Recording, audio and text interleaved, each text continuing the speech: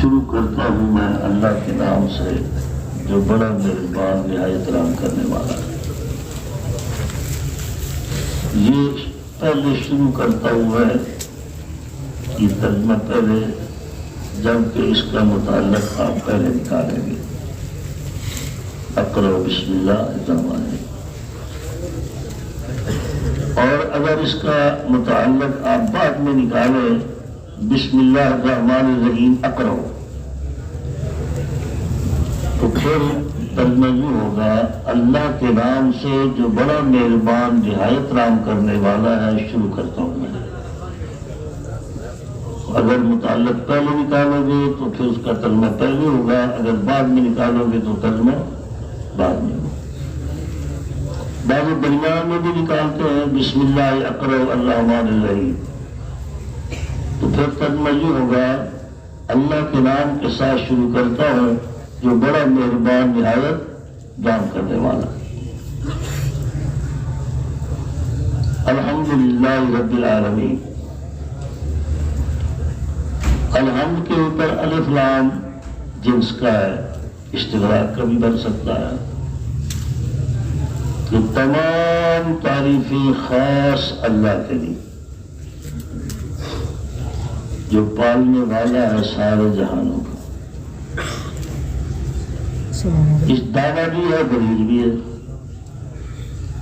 دعویٰ تو نظر آ رہا ہے نا کہ تمام تعریفیں خاص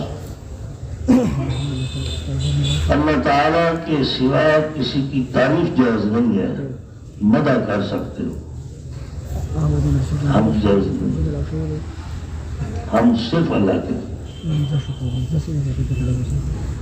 دلیل کیا ہے؟ پہلے یہ سمجھے، آپ نے پڑھا ہے،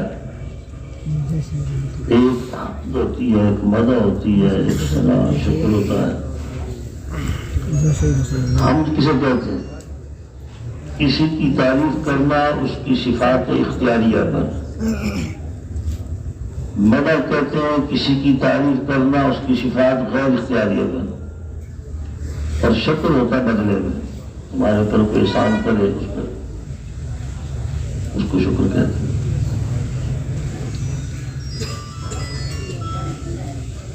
تو صفات اختیاریہ صرف اللہ کی، اللہ تعالیٰ کے علاوہ کسی کو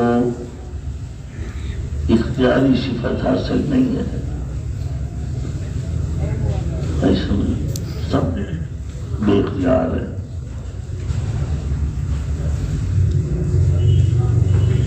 جب وجود ہی اپنا نہیں ہے، کسی کا وجود ہی اپنا نہیں ہے، کون سی اپنی ہوگی؟ وجود بھی اللہ کا عطا کیا ہوا ہے، لہذا اس وجود کے ساتھ جتنی صفات ہے وہ بھی اللہ کی عطا کی۔ تو ہم کہتے ہیں اس تعریف کو جو کسی کی صفت اختیاریہ پر ہو، اور صفت اختیاریہ صرف اللہ کی ہے اور کسی کی نہیں، لہذا ہم صرف اللہ کی۔ الحمد۔ دوسری دلیل ہے لفظ اللہ۔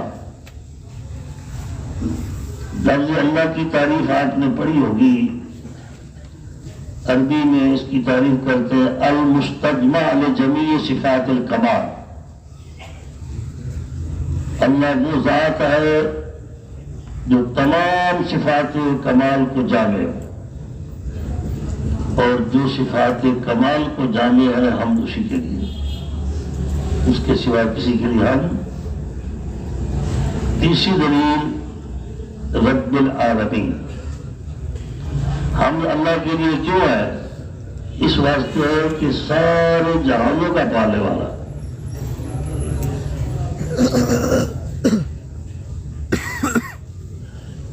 ماں باپ کو بھی مجازی رب کہتے ہیں، ایسا نہیں، وہ اپنے اولاد کو پالتے ہیں، پڑوسیوں کو نہیں پالتے، کسی اور کے بال کو نہیں پالتے۔ حضرت شیخ رحمۃ اللہ فرماتے تھے کہ رب کا معنی اگر کسی کو سمجھ آ جائے نا، وہ شرک نہیں کرے گا۔ لفظ کا معنی، رب کا معنی ایسا، رب کسے کہتے ہیں؟ رب کی تعریف عربی والے کرتے ہیں تبلیغ الشیء الی کمالہ شیئا فشیئا،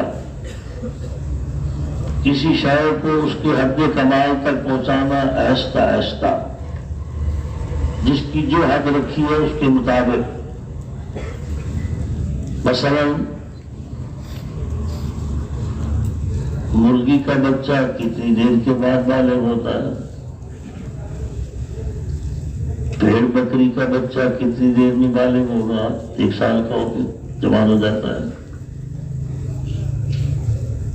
گائے بھینس کا بچہ 2 سال کا، اونٹ کا بچہ 5 سال کا، اور انسان کا بچہ پہلے تو 15 سال کا بالغ ہوتا تھا، اب 5 سال کا بالغ ہو جاتا ہے۔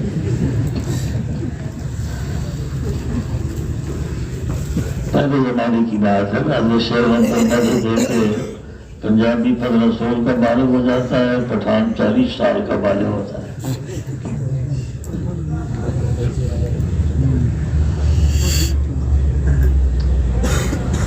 تبلیغ الشیء الی کمالہ شیئا فشیئا، اس کے لیے کتنی صفات کی ضرورت ہے؟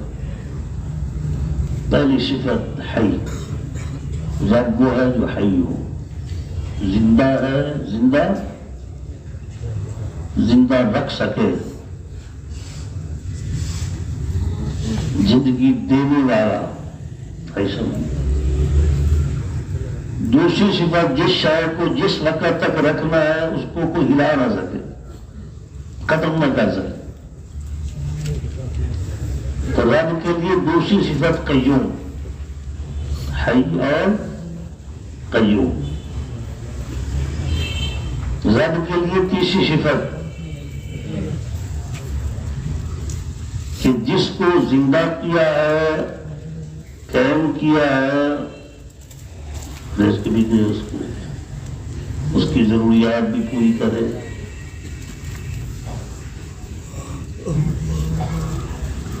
پھر رب کے لیے یہ صفت بھی ضروری ہے کہ پتہ بھی ہو کہ کہاں کہاں ہے، علیم کل بھی ہو۔ علیم کل ہونے کے ساتھ ساتھ ان کے حالات سے بھی واقف ہو، کون میری مخلوق کا کون سا فرد کس حالت میں ہے، لہذا بصیر بھی ہو۔ پھر مخلوق میں جو پکارے مانگے ضرورت اس کی سنے بھی صحیح، سنے گا تو دے گا نا، تو سمیع بھی ہو۔ تو حی، قیوم، سمیع، بصیر، پھر دینے پر قادر بھی ہو، قدرت بھی ہو۔ دیکھو قدرت تو ہمارے اندر بھی ہے، لیکن ہماری قدرت کا یہ عالم ہے کہ چھوٹا بچہ رونے لگ گیا میں نے فلاں چیز لینی ہے، ہم کہتے ہیں نہیں مناسب نہیں، وقت نہیں ہے، اگر میں نے لینی ہے، اور اس نے لیٹیاں لینی شروع کر دی زمین پر، باہر ماں بس ہو جاتے ہیں، اچھا جاؤ مار کے آ جا، ہماری قدرت ختم ہو گئی۔ بیوی کہتی ہے فلاں کام کرنا ہے، نہیں تو میں پھر گٹھڑی بن کے تو چلی آ جاتی، بے بس ہو گیا آدمی۔ اللہ کو قادر ہے، اس کے سامنے کسی کی نہیں چلتی، جو چاہے جب چاہے جس طرح چاہے وہ قادر مطلق ہے۔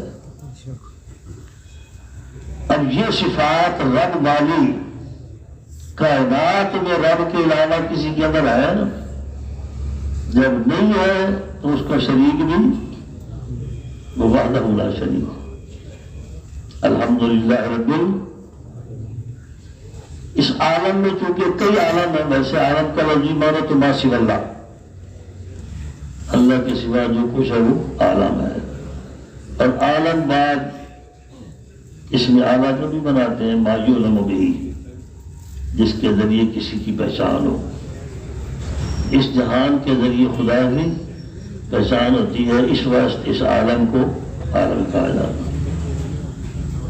تو تمام تعریفیں خاص اللہ کے لیے جو پالنے والا سارے عالم بشر ہے، عالم ملک ہے، عالم حیوان ہے، پرند چرند درند، پھر اس کے علاوہ کتنی مخلوقات ہیں، ان سارے عالموں کو سامنے رکھ کے جمع کا صیغہ بولا گیا جو پالنے والا سارے الرحمن بحد مہربان، اس مالک کا صیغہ ہے الرحیم، یہ اس مالک ہے انتہائی رحم کرنے والا ہے۔ شاہ عبد العزیز صاحب محدث دہلوی رحمۃ اللہ فرماتے ہیں رحمان اسے کہتے ہیں جو بن مانگے دے، رحیم اسے کہتے ہیں جو مانگنے پر دے۔ اللہ نے ہمیں وجود بغیر مانگے کے دیا، رحمان ہے، مانگے تو دیتا ہے۔ حضرت دستخاستی رحمۃ اللہ علیہ اس کا فرق بھی بیان کرتے تھے، فرماتے ہیں رحمان وہ ہے، رحمان وہ ہے جو مانگنے پر دے، رحیم وہ ہے نہ مانگو تو روٹھ جاتا ہے، ناراض ہو جاتا ہے کہ میرا بندہ میرے سے مانگتا کیوں نہیں۔ تیسرا فرق یہ بیان کرتے ہیں کہ رحمان عام الرحمہ، رحیم تام الرحمہ۔ رحمان عام ہے، کافروں کو بھی رحمت ہے، مومنوں کو بھی رحمت ہے، اور رحیم صرف مومنوں کے لیے ہے۔ مالک یوم الدین، بدلے کے دن کا مالک، دین کا معنی ہے جزا، بدلہ، بدلہ۔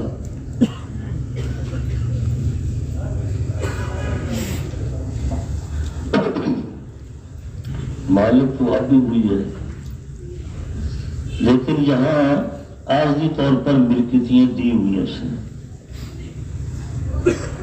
سورہ یاسین کے آخر رکوع میں کس طرح آتا ہے؟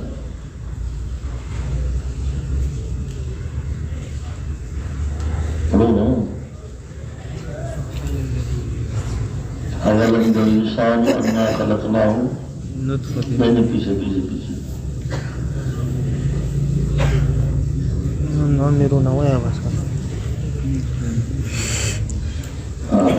فرما ہے کہ ہم نے اپنے ہاتھ سے پیدا کیا تمہیں مالک بنا لیا، معاملہ مالک ہوں جی، مالک یہ عارضی میں نہیں، پیچھے مالک کو لکھا نکل ولم يروا أنا خلقنا اولم يروا أنا خلقنا ایدینا انعاما فهم لها ایسا عارضی مل کے یہاں۔ لیکن قیامت والے دن کسی کو کسی شے کی ملک حاصل چل رہا، اس واسطے فرمایا مالک یوم الدین، ایاک نعبد و ایاک، تیری ہی ہم عبادت کرتے ہیں اور تجھ سے ہی مدد مانگتے ہیں۔ اس سورت کا نام فاتحہ بھی ہے کیونکہ قرآن پاک کو کھولنے والی ہے۔ سورت فاتحہ کا نام سورت شافیہ بھی ہے، کافیہ بھی ہے، ام الکتاب بھی ہے، سارے اس کے نام۔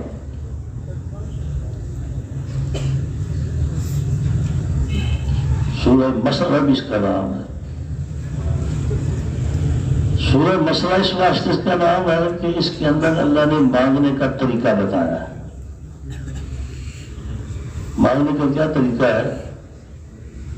سب سے پہلے تم اس کی تعریف کرو، تعریف کے بعد پھر اپنا تعلق بتاؤ، تعلق بتانے کے بعد پھر سوال کرو۔ سب سے پہلے الحمدللہ رب العالمین الرحمن الرحیم مالک، یہ تعریف ہے۔ آگے تعلق ہے، ایاک نعبد و ایاک، ہم تیری بات کرتے ہیں تو اسے پھر سوال ہے اہدنا الصراط تو اب مانگنے کا طریقہ آ گیا. سب سے پہلے جس کے پاس جاؤ اس کی طریقہ، اس کے بعد پھر کہا کہ جی دیکھو یہ ہمارا تمہارے ساتھ ہی تعلق ہے، تمہارے ساتھ ہی محبت کرتے ہیں، تمہاری خدمت کرتے ہیں. پھر کہو ورنہ صاحب جیب کے ہاتھ نہ لو.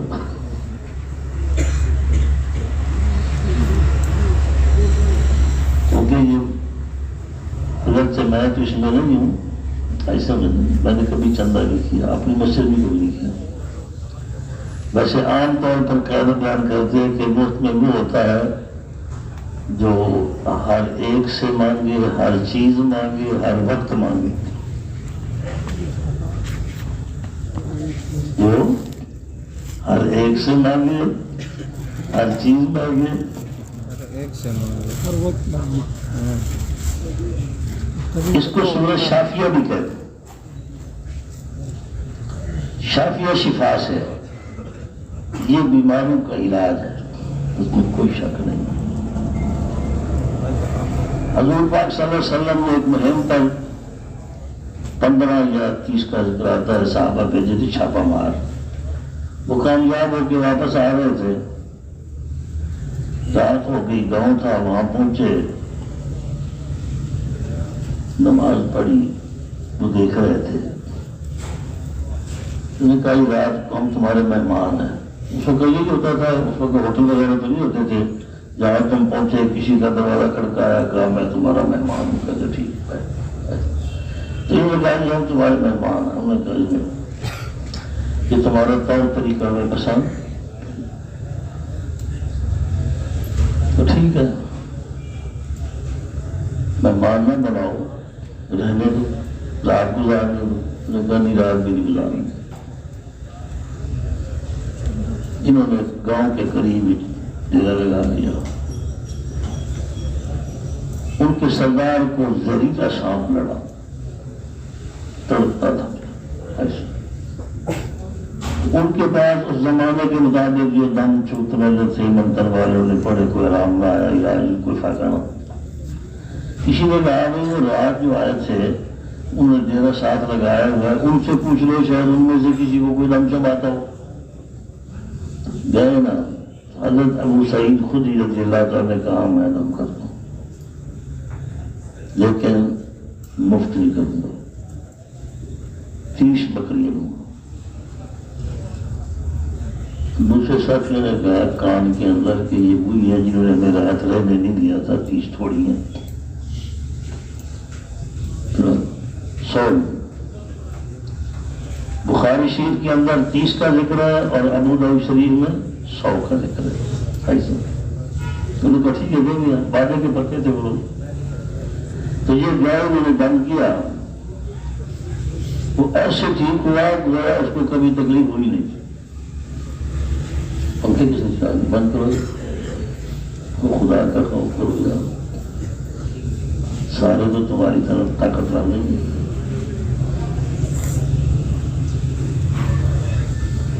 بہت ہی بات ہے، دروازے کو انہوں نے بکریاں لے کے دے دی. اب بکریاں تو لے لی، لیکن فکر میں پڑ گیا کہ پتہ نہیں جائے گا یا نہ جائے گا.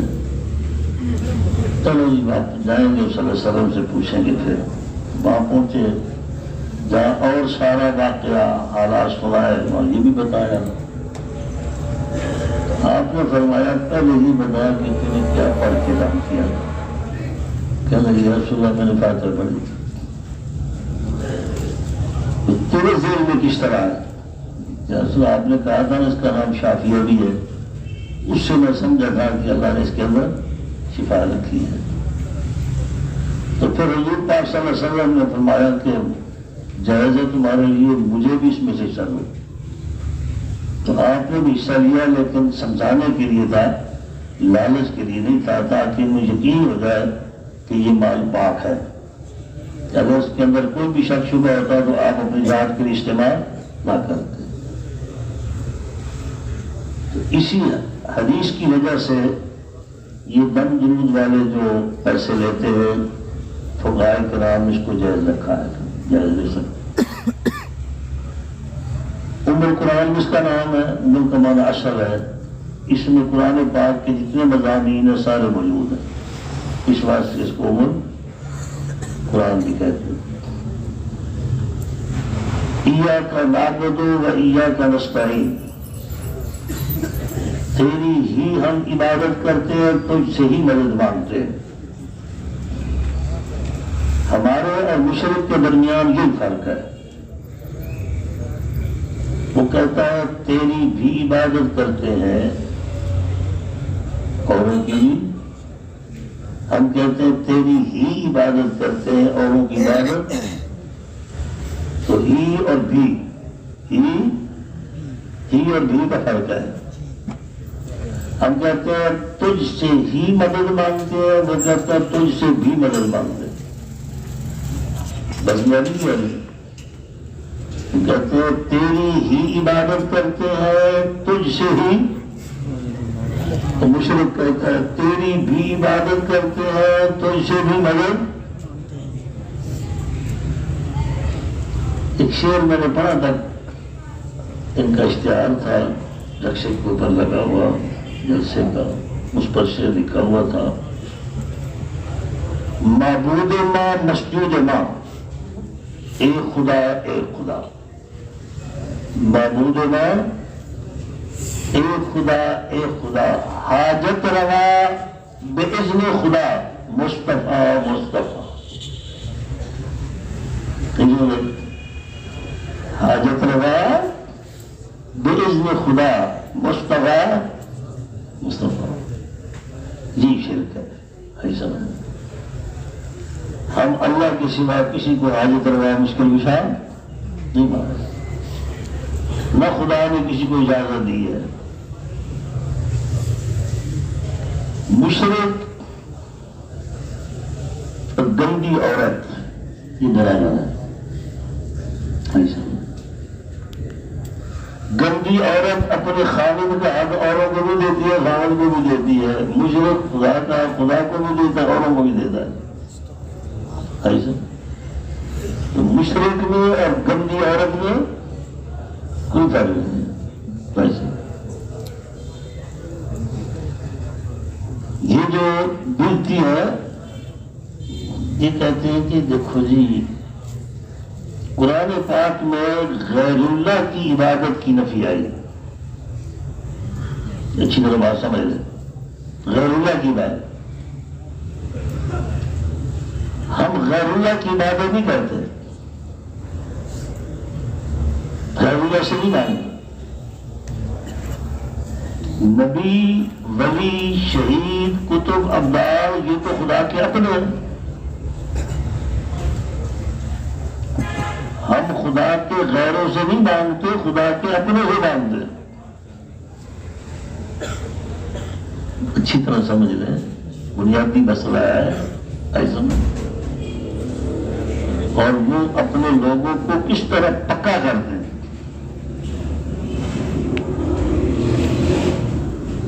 کہ قرآن پاک میں غیر اللہ کی عبادت کی نفی ہے، اپنے کی عبادت کی نفی نہیں ہے. تو ہم غیر اللہ کی عبادت نہیں کرتے، نبی، ولی، شہید یہ اللہ کے اپنے ہیں. ایسا نہیں. تو اس کا بہترین جواب عقلی طور پر، ایسا نقلی تو قرآن پاک میں آئے گا، کئی جگہ آپ پڑھیں گے. عقلی جواب بہترین سید نور حسن شاہ صاحب بخاری رحم اللہ تعالی ملتان والوں نے دیا تھا، فوت ہو گیا، اللہ ان کے قبر میں فرمائے. ایسا نہیں. وہ فرماتے ہیں ایک نوجوان کی شادی ہے، رشتہ دار بھی آ گئے، دوست احباب بھی آ گئے. ایسا نہیں. اب یہ ان کی خدمت کے لیے بھول رہا ہے، پانی چاہیے، کیا چاہیے پوچھتا ہے، خدمت کرتا ہے. کھانے کا ٹائم آ گیا تو اپنی ہمت کے مطابق ہر آدمی کھلاتا پلاتا بھی ہے. اپنے جو ہوئے پلاؤ کھاؤ، قورمہ کھاؤ، زردہ کھاؤ، فیرنی کھاؤ، پھل کھاؤ اپنے سارے، لیکن رات کو جس وقت یہ مسحری پر جاتا ہے اس وقت اس نے کہا ہے کہ ابا جی تم میرے باپ ہو تم چلے جاؤ، یا بھائی جان تم چلے جاؤ، یا وہ دوست جس پر قربان ہونے کے لیے تیار تھا کہ میں تیرے اوپر مرنے کے لیے تیار ہوں، اس کو کہا کہ میری جگہ تو چلا جا. کہا کسی نے؟ کرتا ہے کوئی؟ کیوں؟ اب غیر ہو گئے سارے. بھائی سارے اپنے تھے نا، اور جب تیرا خاص حق آیا جب سارے غیر ہو گئے.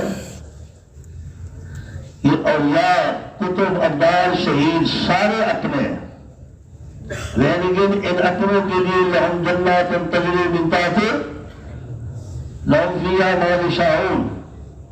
عبادت خاص اللہ کا حق ہے، اس میں کوئی اپنا نہیں ہے.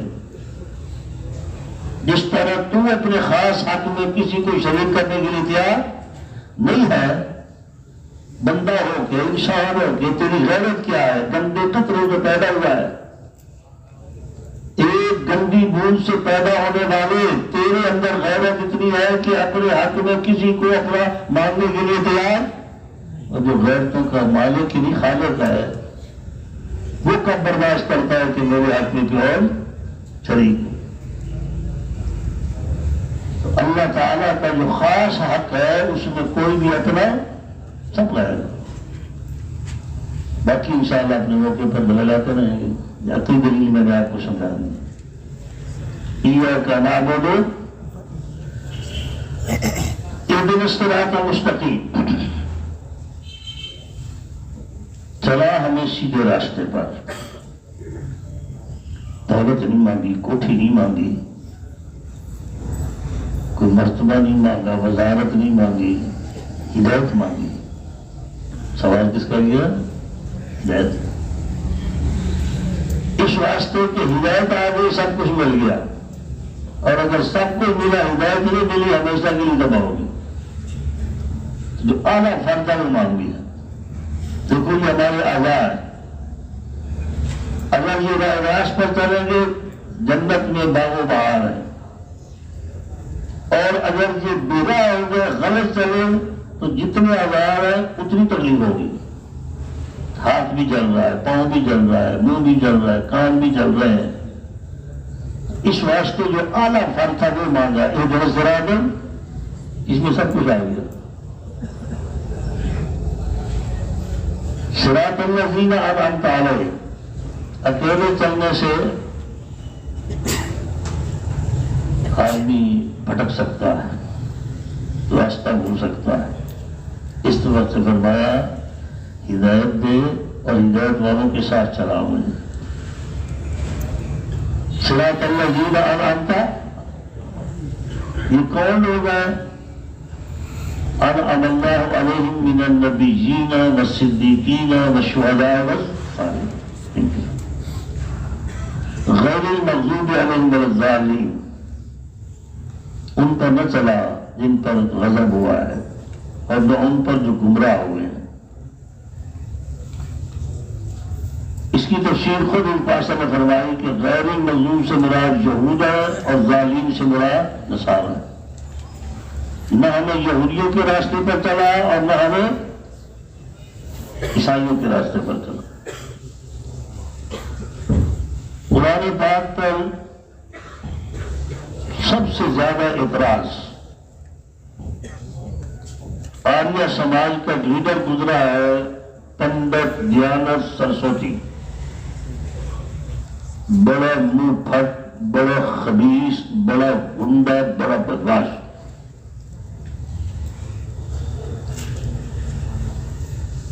چھتی زبانیں جانتا تھا، ایسا نہیں.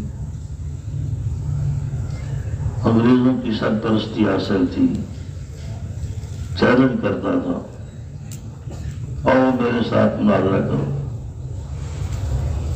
اور پھر ساتھ یہ کہتا تھا کہ مناظرہ کروں گا مولوی قاسم کے ساتھ. مولوی نہیں، مولوی حضرت نانوتوی احمد کہتا ہے اس کے علاوہ میں کسی مناظرہ بھی نہیں کروں.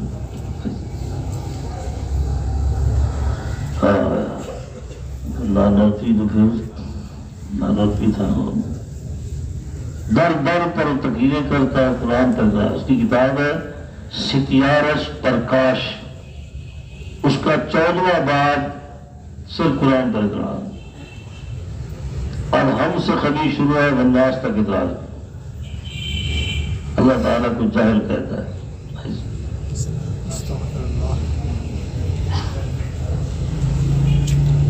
رڑکی میں اسے ڈیرا لگایا، روزانہ تقریریں کرے، وہاں کے لوگ حضرت کے پاس آئے، حضرت بیمار تھے، انہوں نے کہا میری حالت تمہارے سامنے میں چل نہیں سکتا، میں اپنے شاگرد محمود حسن کو تمہارے ساتھ بھیجتا ہوں اور یہ لکھ کے دیتا ہوں کہ اس کی جیت میری جیت، اس کا ہار میرا۔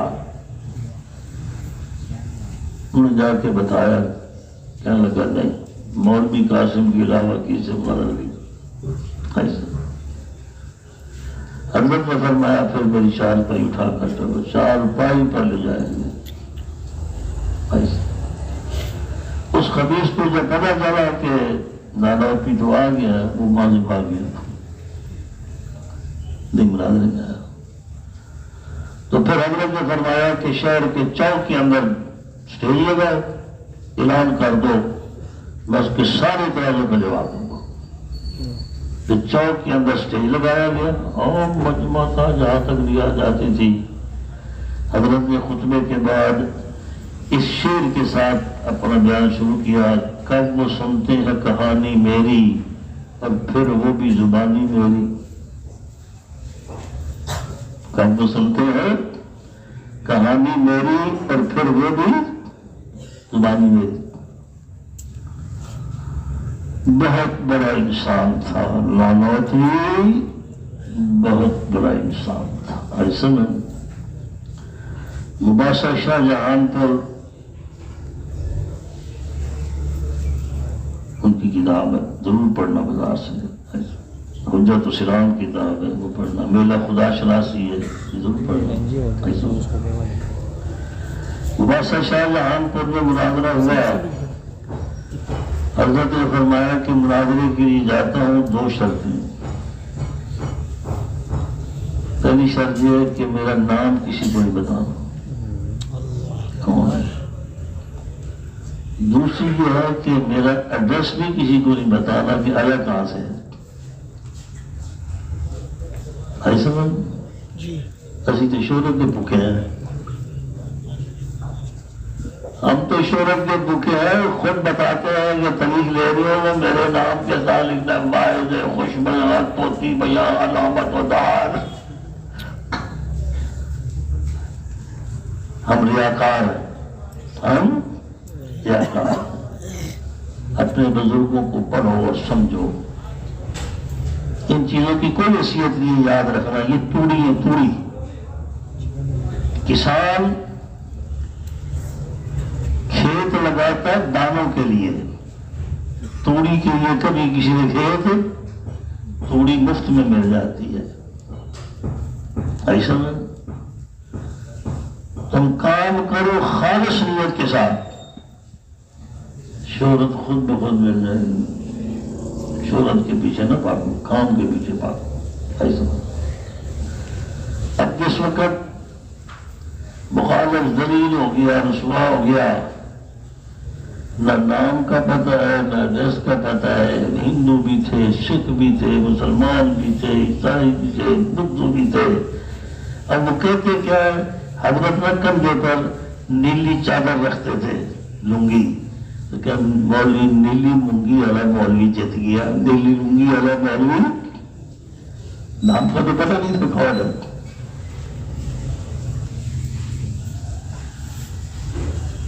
تو سورت فاتحہ پر جو شہدار کی کہتا ہے، دیکھو جی الحمدللہ رب العالمین، خدا اپنی تعریف خود کر رہا ہے، اپنے منہ میاں مٹھو بنتا ہے، آپ کو کہتا ہے اپنے منہ میاں مٹھو بنتا ہے، الحمدللہ رب العالمین۔ ایسا دوسرا اعتراف نے کیا کہ اہدنا الصراط المستقیم،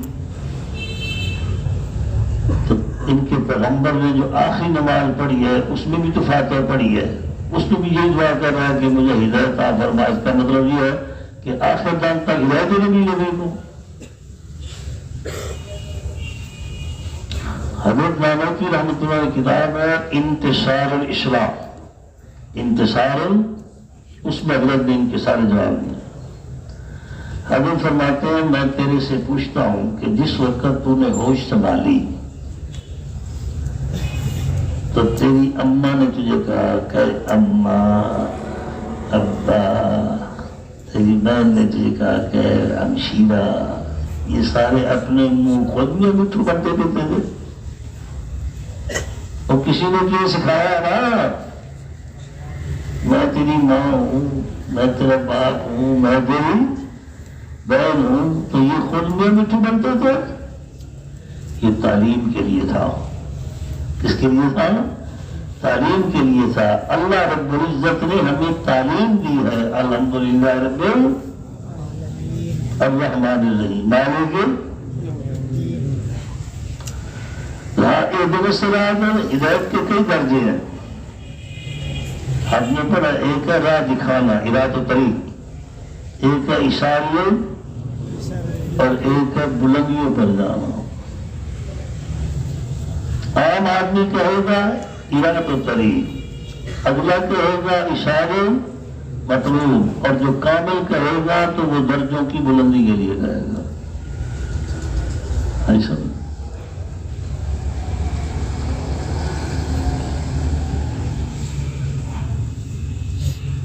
بسم اللہ الرحمن الرحیم. قرآن پاک کے بارے میں کہ قرآن پاک بربط ہے یا بے ربط ہے، اس کے بارے میں بھی علماء کرام کے دو گروہ ہیں. علامہ علوسی رحمۃ اللہ علیہ، راضی رحمۃ اللہ علیہ، یہ جو پرانے بزرگ ہیں یہ ربط کے قائل ہیں کہ قرآن پاک بربط ہے. بربط کا مطلب سورت کا سورت کے ساتھ جوڑ ہے، پارے کا پارے کے ساتھ جوڑ ہے، رکوع کا رکوع کے ساتھ جوڑ ہے، عید کا عید کے ساتھ. پچھلے میں حضرت تھانوی رحمۃ اللہ علیہ، شیخ عبدالحق رحمۃ اللہ علیہ، مولانا حسین صاحب بچرا محل رحمۃ اللہ علیہ یہ ربط کے قائل ہیں. دوسرے بات کہتے ہیں کہ ربط کوئی ضروری نہیں، یہ شاہی احکامات ہیں. اب بادشاہ اپنی کرسی پر بیٹھ کے احکامات جاری کرتا ہے، کسی کو کہتا ہے بازار سے فلاں چیز لے کے آؤ، کسی کو کہتا ہے استقبال کا خیال کرو، کسی کو کہتا ہے مہمانوں کو کھانا کھلاؤ. تو کوئی ربط ضروری نہیں ہے. ربط ضروری اللہ تعالیٰ حاکم مطلق ہے، جو احکام دے کو آپس میں ربط کرنا ضروری. لیکن دوسرا فرماتے ہیں قرآن پاک بربط ہے. یہاں ربط کیا ہے؟ سورہ بقرہ اور سورہ فاتحہ کا ربط یہ ہے کہ سورہ فاتحہ کے اندر مانگا اهدنا الصراط المستقیم، آج اللہ نے جواب دیا ذالک الکتاب لا ریب فیہ ھدی ہدایت دی ہے. ایسا الف لام میم، الف یہ حروف مقطعات کٹے ہوئے، ان کے بارے میں عام طور پر آپ نے پڑھا ہوگا اس طرح مطلب اللہ عالم بذالک بمرادہ، اس کی مراد کو اللہ ہی بہتر جانتا ہے. جلالین تک آپ کو یہ لائن ملیں گے. دوسری تفسیر یہ ہے کہ حضرت صدیق اکبر رضی اللہ تعالیٰ فرماتے ہیں ھذا سر بین اللہ و بین رسول صلی اللہ علیہ وسلم، یہ راز ہے اللہ اس کے رسول کے درمیان. تیسری تفسیر حضرت عبداللہ ابن عباس رضی اللہ تعالیٰ عنہ فرماتے ہیں یہ اسماء اللہ تعالیٰ، یہ اللہ تعالیٰ کے نام ہے. اب ان میں پھر تفصیل ہے کہ آیا الف لام میم مکمل اللہ کا نام ہے یا الف اللہ کا مخفف، لام لطیف کا مخفف ہے، میم مالک کا. جو کہ مخفف ہر زبان میں استعمال، ہر زبان میں استعمال۔ مثال کے طور پر جب مردم شماری ہوتی ہے نا تو آپ نے دروازوں پر لکھا ہو پڑھا ہوگا میم شین نمبر اتنا، مطلب مردم شماری نمبر، میم سے مراد مردم، شین سے مراد مردم شماری نمبر، تو یہ مخفف ہوتا ہے ایسا۔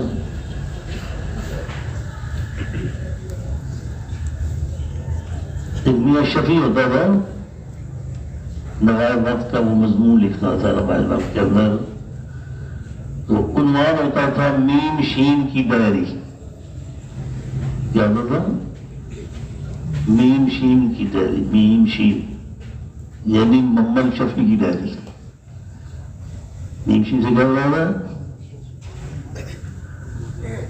مرزا غلام نبی جاواز ہمارے بڑے شاعر مدرین کلابی شاعر تھے، زمین گیلانی ہمارے شاعر تھے، سید عطا اللہ شاہ صاحب بخاری رحمۃ اللہ ساتھیوں میں سے تھے، اور بڑا مزاق کیا تھا۔ تو یہ گیا میم شین کے گھر، دروازہ کھڑکایا، اندر سے آواز آئی کہ گھر نہیں ہے۔ کیا میم شین صاحب کو ملنا ہے؟ انہوں نے کہا وہ گھر نہیں ہے، کوئی پیغام ہے تو دے دو۔ کہنے لگا جب آیا تو ان کو کہہ دیا نام نون آیا تھا، نہیں تو اب وہ شام کو گھر آیا نا تو بیوی نے پیغام دیا، لیکن یہ غلام نبی کی شہادت ہو سکتی ہے اور کوئی نہیں۔ یہ جتنے مجاہد لوگ ہوتے ہیں نا، پہلے تھے یا اب ہیں، یہ خوش طبع ہوتے ہیں، یاد رکھنا۔ اگر یہ خوش طبع نہ ہو نا تو ویسے غم میں مر جائیں گے، پریشانیوں میں مر جائیں۔ ایک دفعہ یہ مرزا غلام نبی جاواز سیڑھیوں پر چڑھ رہا تھا، پیچھے شاہ صاحب چڑھ رہے تھے، شاہ صاحب قائدہ مطلع، تو شاہ صاحب نے دونوں ہاتھ ان کے چوتڑوں پر رکھ کے اوپر کیا، تو کہنے لگے شاہ یہ کیا کر رہے ہو؟ شاہ صاحب نے کہا کہ سید کہا جہاں نہ لگے گا نا وہاں دو زکیات، تو کہنے لگے شاعری میں آگے بھی لگا دو۔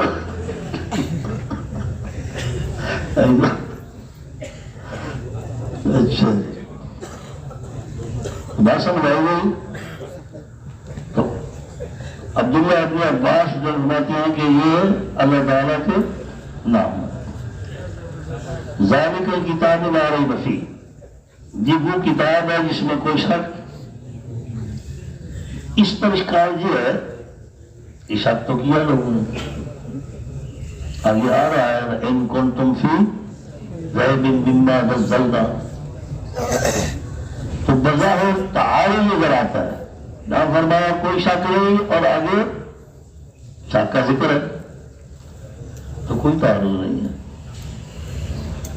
تعارض نہیں ہے۔ اس واسطے کہ آپ نے تعارض کے لیے پڑھا ہے نا، در تناقض ہشت وحدت شرط داں، در تناقض وحدت موضوع و معمول، وحدت شرط و اضافت جزم کل، وحدت فعل است آخر زمان۔ تو تناقض کے لیے 8 شرطیں، موضوع کا ایک ہونا، معمول کا، یہاں موضوع الگ ہے، وہاں موضوع الگ ہے، یہاں موضوع ہے کتاب اور وہاں موضوع ہے لوگوں کے ذہن۔ ذالک کتاب لا ریب، کتاب میں کوئی تمہارے جو میں شک ہوگا، لہذا تعارض کوئی تعارض نہیں۔ ہدی للمتقین، ہدی اس میں مبالغہ کا سیکھا ہے، جو مبالغہ مصدر ہے، مبالغہ پر فرمایا ہے کہ ہدایت دینے والی صرف نہیں، یہ تو ہے ہی ہدایت، یہ کتاب مجسمہ ہے ہدایت للمتقین، پرہیزگاروں کے لیے، نہیں پرہیزگاروں کے لیے ہے تو دوسرے کدھر جائیں گے؟ ہاں جی، اشکال یہ ہے کہ یہ تو پھر پرہیزگاروں کی ہوئی نا، دوسروں کی جگہ ہوئی۔ اس کا جواب یہ ہے کہ بالمعال فرمایا، فائدہ اس سے متقی اٹھاتے ہیں،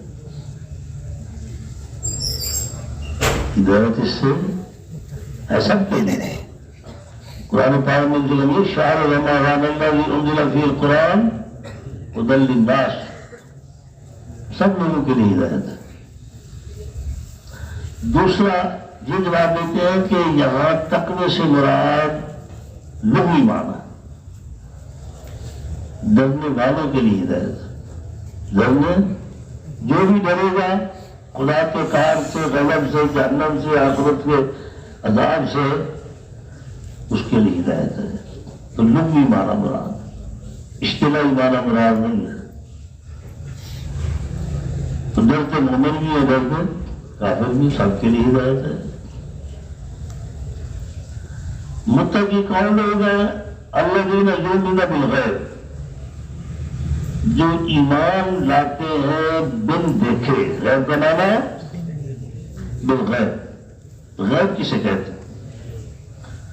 عام طور پر آپ نے غیب کا معنی پڑھا ہوگا ما غاب عن اعین الناس، ما غاب جو آنکھوں سے غائب ہو وہ غائب ہے۔ اس کی ایک تفسیر پیر میر شاہ صاحب گولڈا والے، ان کی کتاب ہے اعلاء کلمۃ اللہ فی بیان وما احل بہ، کتاب کا نام ہے اعلاء کلمۃ اللہ فی بیان وما احل بہ۔ انہوں نے کمال کر دی۔ وہ فرماتے ہیں کہ غیب وہ ہے، غیب اسے کہتے ہیں جو حواس سے ظاہرہ اور باطنہ کے ذریعے حاصل نہ ہو، اور جو حواس سے ظاہرہ اور باطنہ کے ذریعے حاصل ہوا ہے وہ غیب نہیں ہے۔ حواس سے خمسہ ظاہرہ، خمسہ باطنہ، آنکھ کے ذریعے، کان کے ذریعے، زبان کے ذریعے، ناک کے ذریعے، دماغ کے ذریعے، حافظے کے ذریعے، حصے مشترک کے ذریعے، قوت خیالی کے ذریعے، حواس سے ظاہرہ اور باطنہ کے ذریعے جو حاصل نہ ہو وہ غیب ہے، اور جو ان کے ذریعے حاصل ہو وہ غیب نہیں ہے۔ اور جو ان کے ذریعے حاصل ہو اس کو جو غیب کہتے ہیں کافر ہے۔ یہ لکھا ہے، لفظ لکھا ہے کہ جو علم حواس ظاہرہ اور باطنہ کے ذریعے حاصل ہوا ہے اس کو جو غیب کہے وہ گل ختم ہوئی۔ ایسا اب اللہ تعالیٰ کے سوا جتنے ہیں، اللہ تعالیٰ کے سوا ان کا علم یا حواس ظاہرہ کے ذریعے ہوگا یا حواس باطنہ کے ذریعے ہوگا، لہذا اس علم کو تو غیب نہیں کہہ سکتے۔ اور وہ ذات جس کا علم ظاہرہ اب حواس ظاہرہ باطنہ کے ذریعے نہیں ہے، وہ ذات صرف کون ہے؟ تو عالم الغیب شہادہ صرف۔ اور میں ایک سال جامعہ اشرفیہ نیلا گنبد پڑھائی سمجھنا آئی، پھر میں واپس کبھی بارے سے وہاں مجھے کسی نے بتایا کہ یہاں قریب ایک مسجد ہے، وہاں مولانا نذیر احمد صاحب ناظم جامعہ مدنیہ اور ناظم جمعیت علماء اسلام صبح شام کو درس دیتے ہیں مغرب کے بعد، ترجمہ بڑا بہترین پڑھاتا ہے۔ میں ان کے پاس چلا گیا، میں نے کہا میں طالب علم ہوں، اگر آپ مہربانی فرمائیں تو درس سے فارغ ان کے بعد میں تھوڑا سا ترجمہ پڑھا دیا کریں۔ میرے کو پڑھاؤں گا، مدنیوں کا شیوا یہی ہے، مدنیوں کا شیوا کا پڑھاؤں گا۔ سب پڑھائی کے دوران جب جہاں یہ پہنچے نا، اللہ نہیں تو جو میرون خیر، انہوں نے اس پر انہوں نے اپنا واقعہ سنایا۔ کہنے لگے میرا ایک مقتدی تھا، نیچے ٹوپی، اوپر پگڑی، اتنی بڑی تسبیح، ناف تک داڑھی، متھے پر محراب، مجھے وقتاً فوقتاً چائے بسکٹ بھی کھلا پلا دیتا تھا، کبھی مالی طور پر بھی خدمت کر دیتا تھا۔ میں گیا دورے پر فیصل آباد، واپس آیا تو وہ مجھے کہنے لگا کہ حضرت آپ کہتے ہیں خدا کے سوا غیب دان کوئی نہیں، خدا کے سوا، اگر میں آپ کو یہاں سے چلنے سے لے کر واپس یہاں تک آنے تک کے تمہارے سارے حالات بتا دوں پھر میں بڑا حیران ہوا اس نے کیا کہا ہے، میں بتایا بھائی تم سارا بتا دیا۔ میں پریشان ہو گیا، ایسا جب اس نے میری پریشانی دیکھی نا کہنے لگا حضرت پریشان ہونے کی ضرورت نہیں ہے، میں سی آئی ڈی کا آدمی ہوں اور 14 سال سے تمہاری نگرانی کر رہا ہوں،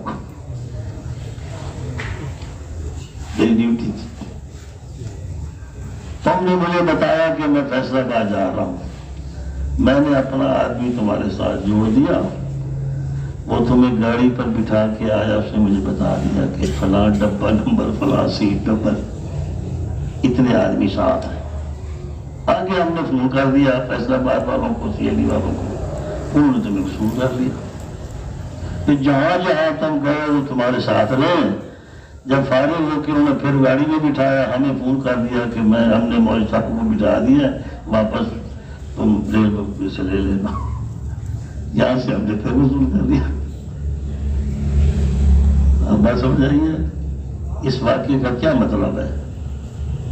کسی پر اعتماد نہیں کرنا، کسی پر اعتماد نہیں کرنا، مقتدیوں کے ساتھ بھی تم نے واجبی تعلق رکھنا ہے، محبت پیدا نہیں کرنی۔ اگر تم نے کسی مقتدی کو رازدار بنا لیا نا، پیار محبت کر لی تو مخالفت ہوئی تو سب تو بڑا حرامی وہی ہوئے گا، سب سے زیادہ مخالف تمہارا ضروری بات، چلو بات ٹھیک ہے، ایسا گڑ پیدا کرنی روڑ، یہ میری باتیں تمہیں کام آئیں گی، یہ تجربے کی باتیں ہیں، ایسا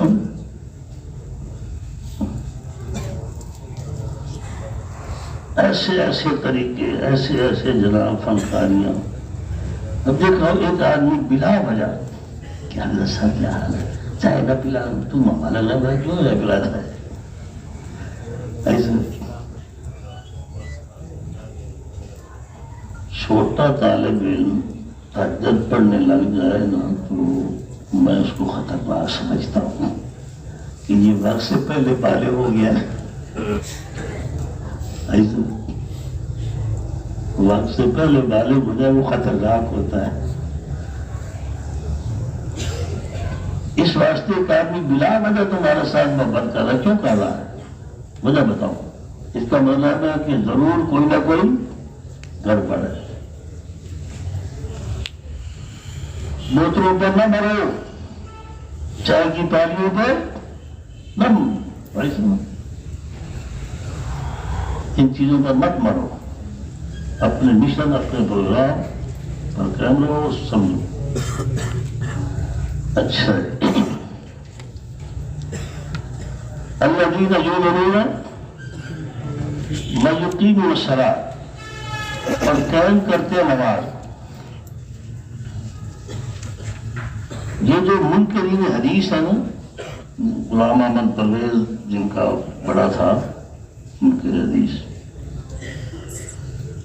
یہ غلام احمد جتنے تھے نا سب گرداسپور کے تھے، ایسا سب بے ایمان گرداسپور کے تھے، مرزا غلام احمد قادیانی، مرزا یہ غلام احمد پرویز، غلام احمد مودودی، یہ سارے ادھر گئے تھے، احمد خان بریلوی، یہ فطروں کے لیے بڑا درخیز ضلع تھا گرداسپور کا، مولوی سردار فیصل آباد والا یہ بھی گرداسپور کے تھا۔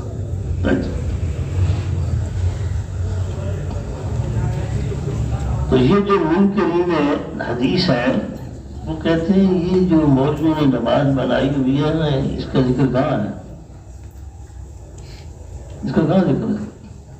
تو قرآن پاک میں اقرؤ الصلاۃ، نماز پڑھو، یہ ہے قرآن میں تو یقین و صلاۃ، اور صلاۃ کا معنی ہے چوتر ہلانا، یہ بھی لکھا لغت کے اندر۔ صلاۃ کا معنی دعا بھی ہے، صلاۃ کا معنی بانس کو آگ کے اوپر گرم کر کے سیدھا کرنا، یہ بھی صلاۃ کا معنی ہے، چوتروں کا ہلانا یہ بھی صلاۃ کا معنی ہے۔ تو یہ کہتا تھا کہ صلاۃ کا معنی چوتروں کے ہلا، صبح اٹھو سیر کرو چوتر نماز ہو۔ زکوٰۃ کا معنی ہے پاک ہونا، واپس آ کے سیر کر کے غسل کرو، نہا لیا، پاک ہو گیا، زکوٰۃ ادا ہو۔ یقین الصلاۃ کیسا آسان کام ہے ایسے۔ تو یاد رکھنا شریعت نے کئی الفاظ لغت سے لیے ہیں، معنی اپنا ڈالا، الفاظ لغت سے لیے ہیں اور معنی اپنا ڈالا۔ تو صلاۃ لغت کا لفظ ہے، اس کا معنی قیام، رکوع، سجدہ، قومہ، جلسہ، یہ شریعت نے ڈالا اس کے اندر۔ یقیم الصلاۃ، یقیم الصلاۃ کا معنی نماز کو قائم کرنے کا معنی ہے نماز اپنے وقت پر مسجد کے اندر جماعت کے ساتھ پڑھنے کا نام اقامت الصلاۃ، اقامت ومما رزقناہم ينفقون، اور اس میں سے جو ہم نے ان کو دیا خرچ کرتے ہیں۔ عام مفسرین رحم اللہ تعالیٰ تو اس سے مال مراد ہے، مال خرچ کرتے۔ علامہ عروسی رحمۃ اللہ علیہ اور علامہ قرطبی رحم اللہ تعالیٰ وہ فرماتے ہیں نہیں، صرف مال نہیں، جس کو اللہ نے جو دیا ہے خرچ کرتے، طاقت دی ہے طاقت خرچ کرتے ہیں، غریبوں کی مدد کرتے ہیں۔ اللہ تعالیٰ نے کسی کو ہنر دیا ہے، فن دیا ہے، وہ دوسروں کو سکھاتے ہیں، علم دیا ہے، علم دوسروں کو دیتے ہیں۔ تو جو بھی چیز اللہ نے کسی کو دی ہے وہ اس میں سے خرچ کر، یہ مدد ہے۔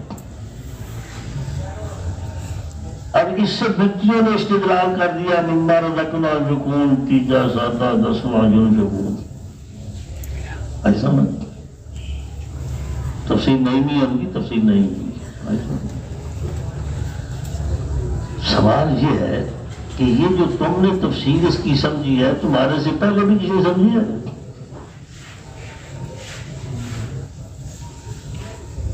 جواہر التوحید کتاب کا نام، حضرت شیخ القرآن رحمۃ اللہ علیہ، اس میں بحوالہ ذکر کیا ہے کہ قرآن پاک کی ایسی تفسیر جو سب صالحین سے منقول نہیں ہے وہ مردود ہے۔ وہ کیا ہے؟ وہ مردود ہے۔ ایسا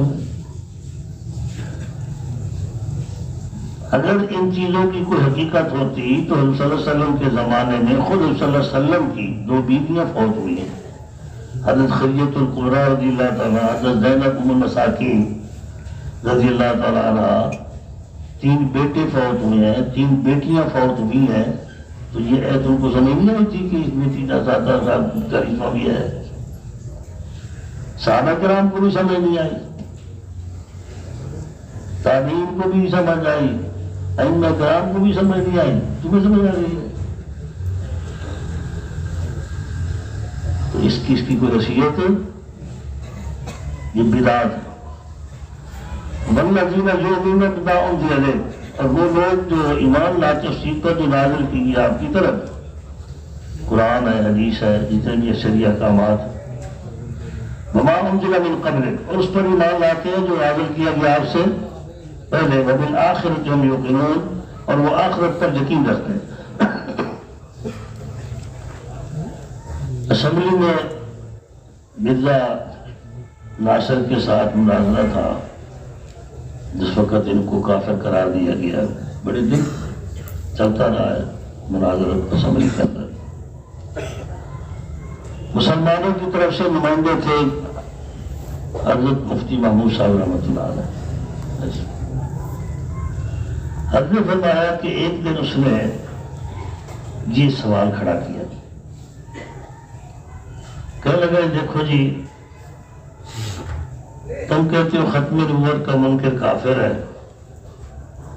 یہ ایمان والوں کی صفتیں بیان کی، اللہ نے فرمایا یہ کامیاب لوگ ہیں، تو یہاں تو ختم نبوت کا ذکر ہی کوئی نہیں۔ چھوٹا سوال نہیں ہے، بہت بڑا سوال ہے، یہاں تو ختم نبوت کا ذکر ہی کوئی نہیں۔ حضرت صاحب رحمۃ اللہ نے فرمایا کہ ہے ذکر، ختم نبوت کا ذکر ہے۔ وہ کس طرح؟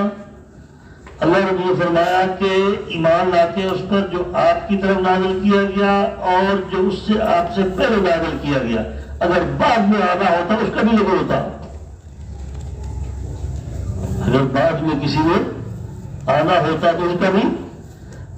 اس کے بعد فرمایا کہ وہ بالآخر تم جو اب آپ کے بعد قیامت ہے، آپ کے بعد کوئی نبوت ہے، آپ کے بعد قیامت ہے، تو اس میں خود نبوت کا ذکر ہے۔ ایسا تیاری کرانے والے تو خیر بڑے ساتھی تھے نا، تو ان میں ایک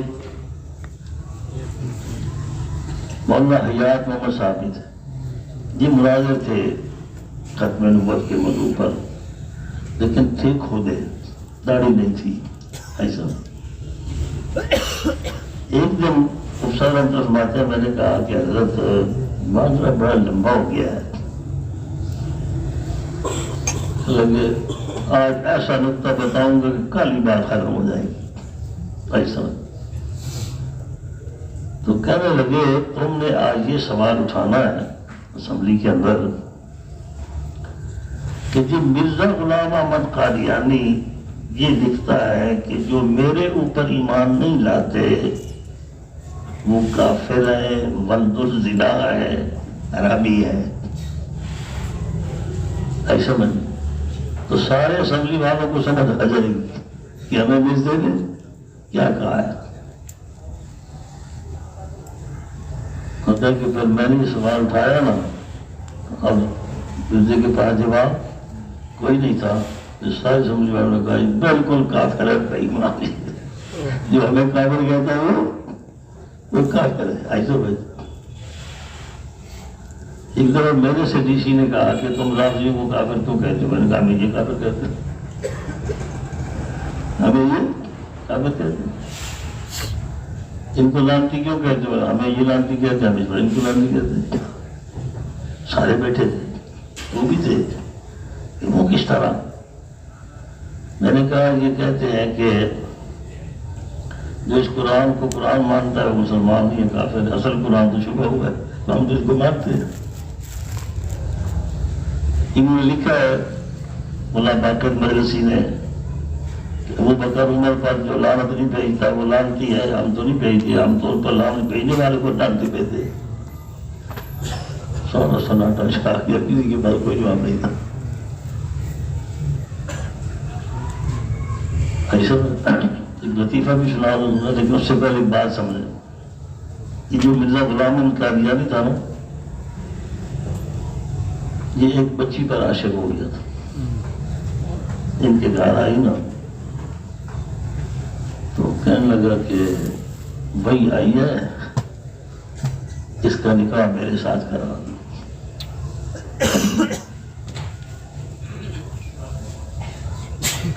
اس کے والدین نے کہا کہ شرم کر، تیری عمر 55 سال ہے، یہ 8-9 سال کی بچی ہے، ایسا اس کا نکاح تیرے ساتھ جیسا کرا دیں۔ کہنا وہی آئی ہے، ایسا تو اشتہار شائع کر دیا، وہی قطعی ہے کہ میرا نکاح اس کے ساتھ ہوگا۔ ایسا محمدی بیگم، یاد نا محمدی بیگم، ایسا نکاح نہیں ہوا، نکاح آگے ہو گیا۔ اب مریدوں نے کہا کہ جی وہ بھائی تو تمہاری غلط ثابت ہو گئی، کہنے لگا وہی قطعی ہے، اس کا خامن مرے گا، بیوہ ہوگی، پھر بیزار ہوگا۔ لیکن مرزا خود مر گیا، وہ دونوں بعد میں مرے ہیں۔ شاہ بریلیوں کا مناظرہ طے ہو گیا مرزائیوں کے ساتھ، تو کوئی سمجھدار تھا، اس نے کہا بات سنو، مسئلہ اہم ہے اگر تم مناظرہ کر سکتے ہو تو ٹھیک، ورنہ کسی جو بدی کو بلا لو، ایسے پریشانی نہ ہو، کیونکہ مسئلہ دین کا ہے۔ یہاں تم فرقہ بندی کو چھوڑ دو، اچھا چلو لاہور فون کیا دفتر میں تو مولانا حجاز صاحب بیٹھے تھے، میں آتا ہوں، آ گئے وہ۔ تو ایک طرف مرزائیوں کا سٹیج ہے، دوسری طرف مسلمانوں کا ہے، ادھر مرزائی جو تھا مناظر وہ آ گیا، حضرت بیٹھے تھے تو داڑھی تھی کوئی نہیں۔ اس حرامی نے اعتراض کیا کہ کوئی مناظر لانا تھا تو مرد لاتے، عورت کو بٹھا دیا میرے سامنے۔ حضرت تھے، حضرت نے کہا تم نے اس بی بی کو پہچانا نہیں ہے، یہ تو وہ ہم بھی بیگم ہے۔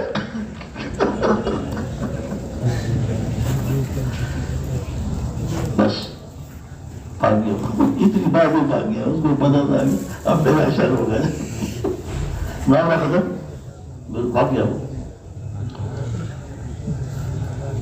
ابھی سمجھ والذین یؤمنون بما انزل الیک، وہ جو ایمان لاتے اس پر جو نازل کیا گیا، آپ کی طرف اس پر ایمان آتی ہے، نازل کیا گیا آپ سے، وبالآخرۃ ہم اولئک علی ھدی من ربہم واولئک هم المفلحون، یہی لوگ ہیں ہدایت پر اپنے رب کی طرف سے اور یہی لوگ ہیں فلاح پانے والے۔ ان الذین کفروا سواء علیہم، بے شک وہ لوگ جو کافر ہیں برابر ہے ان پر، آپ ان کو ڈرائیں یا نہ ڈرائیں، ہم لا یؤمنون، ایمان نہیں لائیں گے۔ ختم اللہ علی قلوبہم، مور لگا دی اللہ ان کے دلوں پر، وعلی سمعہم، اور ان کے کانوں پر، وعلی ابصارہم غشاوہ، ان کی آنکھوں پر پردہ ہے، ولہم عذاب عظیم، ان کے لیے عذاب ہے بڑا۔ دیکھو جب کوئی آدمی، جب کوئی مسلح پروگرام لے کے نکلتا ہے نا تو اس کا واسطہ تین قسم کے آدمی سے پڑتا ہے۔ ایک وہ ہوتے ہیں جو من و ان اس کے پروگرام کے ساتھ متفق ہوتے ہیں، ظاہراً باطناً۔ دوسرے وہ ہوتے ہیں جو بالکل منکر ہوتے ہیں، نہیں مانتے۔ تیسرے وہ ہوتے ہیں جو زبانی مانتے ہیں، دل سے نہیں مانتے۔ پہلے جو ظاہر باطن دونوں طرح سے اس کے پروگرام کے ساتھ متفق ہوتے ہیں وہ مومن کہلاتے ہیں، اور جو بالکل مخالفہ نہیں مانتے وہ کافر جاہر کہلاتے ہیں، کافر جاہر۔ تیسرے وہ جو زبانی طور پر تو مانتے ہیں لیکن دل سے، یہ منافق کہلاتے ہیں۔ تو یہاں تک اولئک علی ھدی من ربہم واولئک هم المفلحون، یہاں تک مومنوں کا ذکر تھا۔ اگلی دو آیتوں میں جاہر کافر جو ہے ان کا ذکر ہے، اور اگلا مکمل رکوع منافقوں کا ذکر ہے۔ یہاں اشکال یہ ہے، اللہ تعالیٰ فرماتے ہیں کہ وہ لوگ جو کافر ہیں برابر ہے ان پر کہ آپ ڈرائیں یا نہ ڈرائیں، لاجو میں ایمان نہیں لائیں گے۔ آپ تو پھر بھی ڈراتے رہے، بات کرتے رہے، تبلیغ کرتے رہے۔ اس کا جواب یہ ہے کہ اللہ تعالیٰ نے سواء علیہم کہا ہے، علیہ نہیں کہا کہ آپ کو ڈرانے یا نہ ڈرانے کا فائدہ نہیں ہوگا، آپ کو تو فائدہ ہونا ہی ہونا ہے۔ یہ ان کے بارے میں فرمایا کہ نہیں مانتے۔ دوسرا اشکال یہ ہے ان میں سے ایمان لائے، فتح مکہ کے موقع پر تو سارے کافر مسلمان ہو گئے تھے، جو بھاگ گئے جو بچ گئے وہ سارے مسلمان ہو گئے۔ اس کا جواب یہ ہے کہ یہاں اللہ زینہ سے مراد معہود کافر ہے، معہود متعین، ابو جہل، ابو لہب، عتبہ شیبہ، عقبہ بن ابی معیط، یہ مراد ہے۔ ان کو آپ ڈرائیں گا ایمان نہیں لائیں گے۔ کیوں نہیں لائیں گے؟ ختم اللہ علی قلوبہم، مور لگا دی اللہ نے ان کے دلوں پر، ان کے کانوں پر اور آنکھوں پر پردہ ہے، وَلَهُمْ عَذَابٌ عَظِيمٌ، ان کے لیے عذاب دردناک۔ یہاں اشکال یہ ہے کہ یہ 3 دروازے ہیں ہدایت کے حاصل ہونے کے، جب تینوں دروازے خدا نے بند کر دیے تو ان کا کیا گناہ ہے اگر وہ ایمان لاتے؟ جب خدا نے دلوں پر بھی مور لگا دی، کانوں پر بھی مور لگا دی، آنکھوں پر پردے، اب ان کا کیا گناہ ہے؟ تو اس کا جواب آپ سورۃ حامیم سجدہ نکالیں۔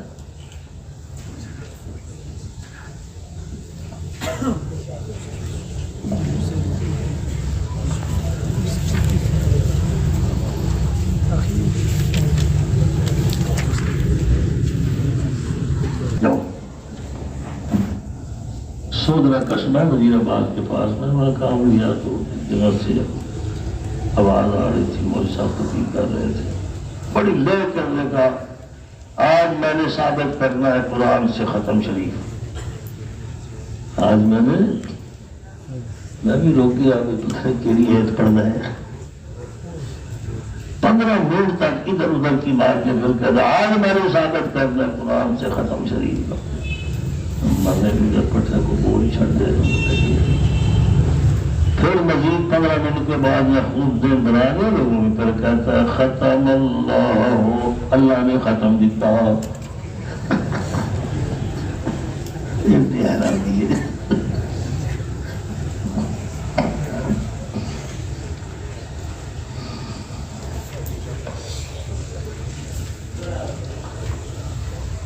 ہاں مسعود علی شروع سے بول رہے یہ ملحد قسم کے لوگ اعتراض کرتے ہیں کہ دیکھو جی جب رب نے مورے لگا دیے تو اب ان کا کیا گناہ ہے، وہ ہدایت پر نہیں آیا تو جہنم میں کیوں ڈالتا ہے؟ تو شروع سے نہیں لگائیں گے اللہ، جس وقت خود انہوں نے اپنے لیے موروں کو پسند کیا ہے، ڈاکے چڑھائے ہیں، ہرا چڑھائے ہیں، رب نے پکے کیے، رب نے پکے کیے۔ دوسرا یہاں ایک علمی سوال ہے، وہ یہ ہے کہ قلوب بھی جمع ہے، ابصار بھی جمع ہے اور سمع مفرد، تو اس کا ایک جواب یہ ہے کہ یہ مصدر ہے، مصدر کا قریب کثیر سب پر صادق آتا ہے، قریب کثیر سب پر بولا جاتا ہے، ایسے میں۔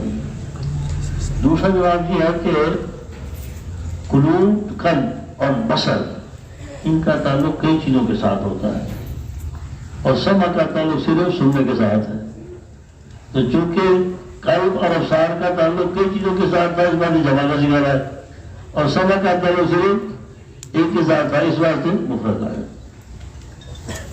بلہم عذاب عظیم، ان کے لیے بڑا عذاب۔ ومن الناس، اور بعض لوگ ایسے ہیں، من یقول، جو کہتے ہیں آمنا باللہ وبالیوم الآخر، کہ ہم ایمان لائے اللہ پر اور آخرت کے دن پر، وما ہم بمومنین، اور یہ مومن نہیں ہے۔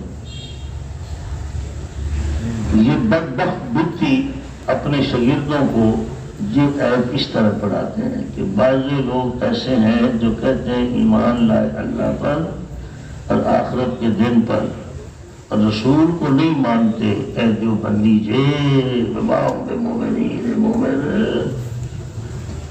سمجھ۔ باقاعدہ ایک سوال کا پرچہ ہوتا ہے جس کا عنوان ہوتا ہے دیوبندیوں کے کفر بیان کرو، ایسا تسی صرف یہ نہیں سمجھ ہو کہ بات بستر چوک کے پھر دونوں جنت لگ جائے گی، ایسا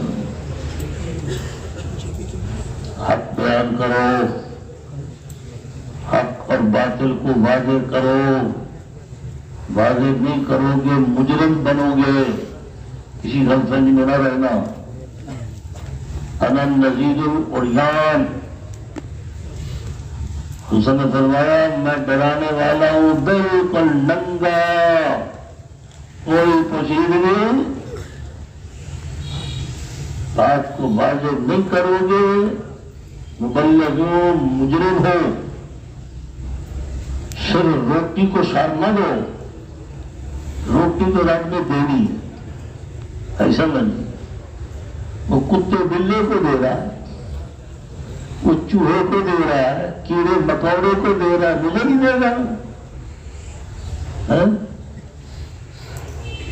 کریمے کہ از خزانہ غیب گبر ترسا وظیفہ خورداری دوست را کجا کنی معروم تو کے با دشمنہ نظرداری. اے سخیا تیرے خزانے سے تو مجوسی کھا رہا ہے، عیسائی کھا رہا ہے. دوستوں را کجا کنی معروم، دوستوں کو تو کب معروم رکھے گا، تو دشمنوں کا بھی خیال کرتا ہے. بھائی سمجھ، تو روٹی کی وجہ سے حق نہ بیان کرنا جہنم میں لے جائے گا، یاد رکھنا. ایک دروازہ بند ہوا وہ ناف والا دنیا میں آیا تو اللہ نے 2 دروازے کھول دیے. اور جس وقت ماں باپ دودھ چھڑا دیتے ہیں 2 دروازے بند ہوئے سینکڑوں دروازے کھل گئے رزق کے. تو رزق کی وجہ سے، کسی کے خوف کی وجہ سے، ملازمت کے برخاست ہونے کی وجہ سے حق چھپاؤ گے رسوا ہو جاؤ گے.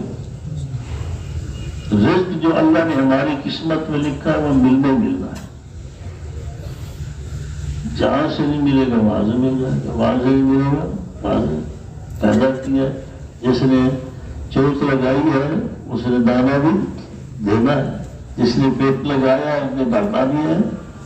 ایسا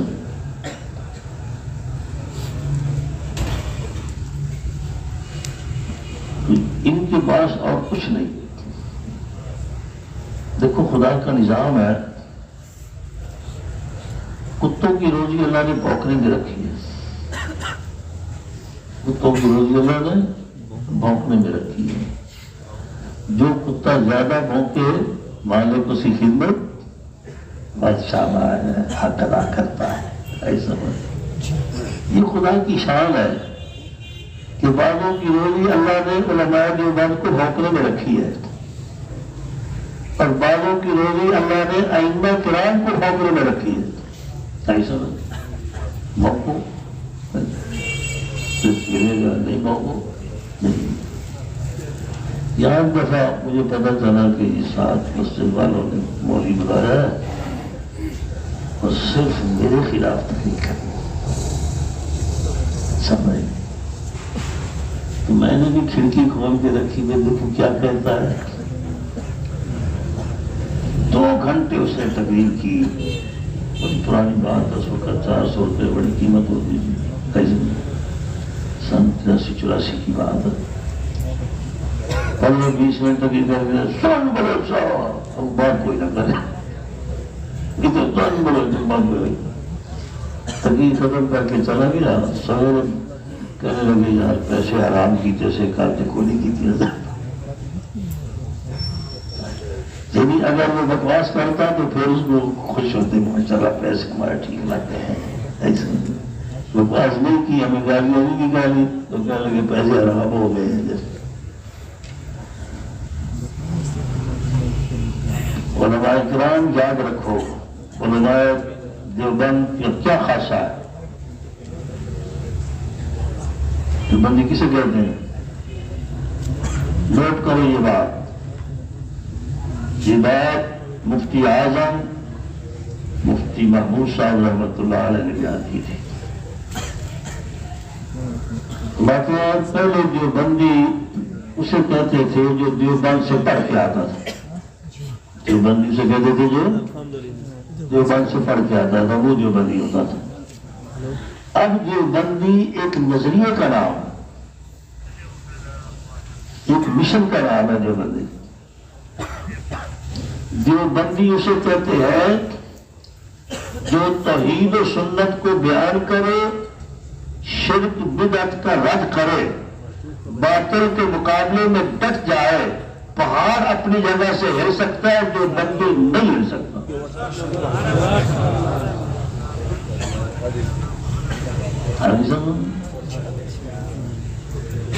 پھر سن لو، حضرت نے فرمایا پہلے دیوبندی اسے کہتے تھے جو دیوبند سے پڑھ کے آتا تھا.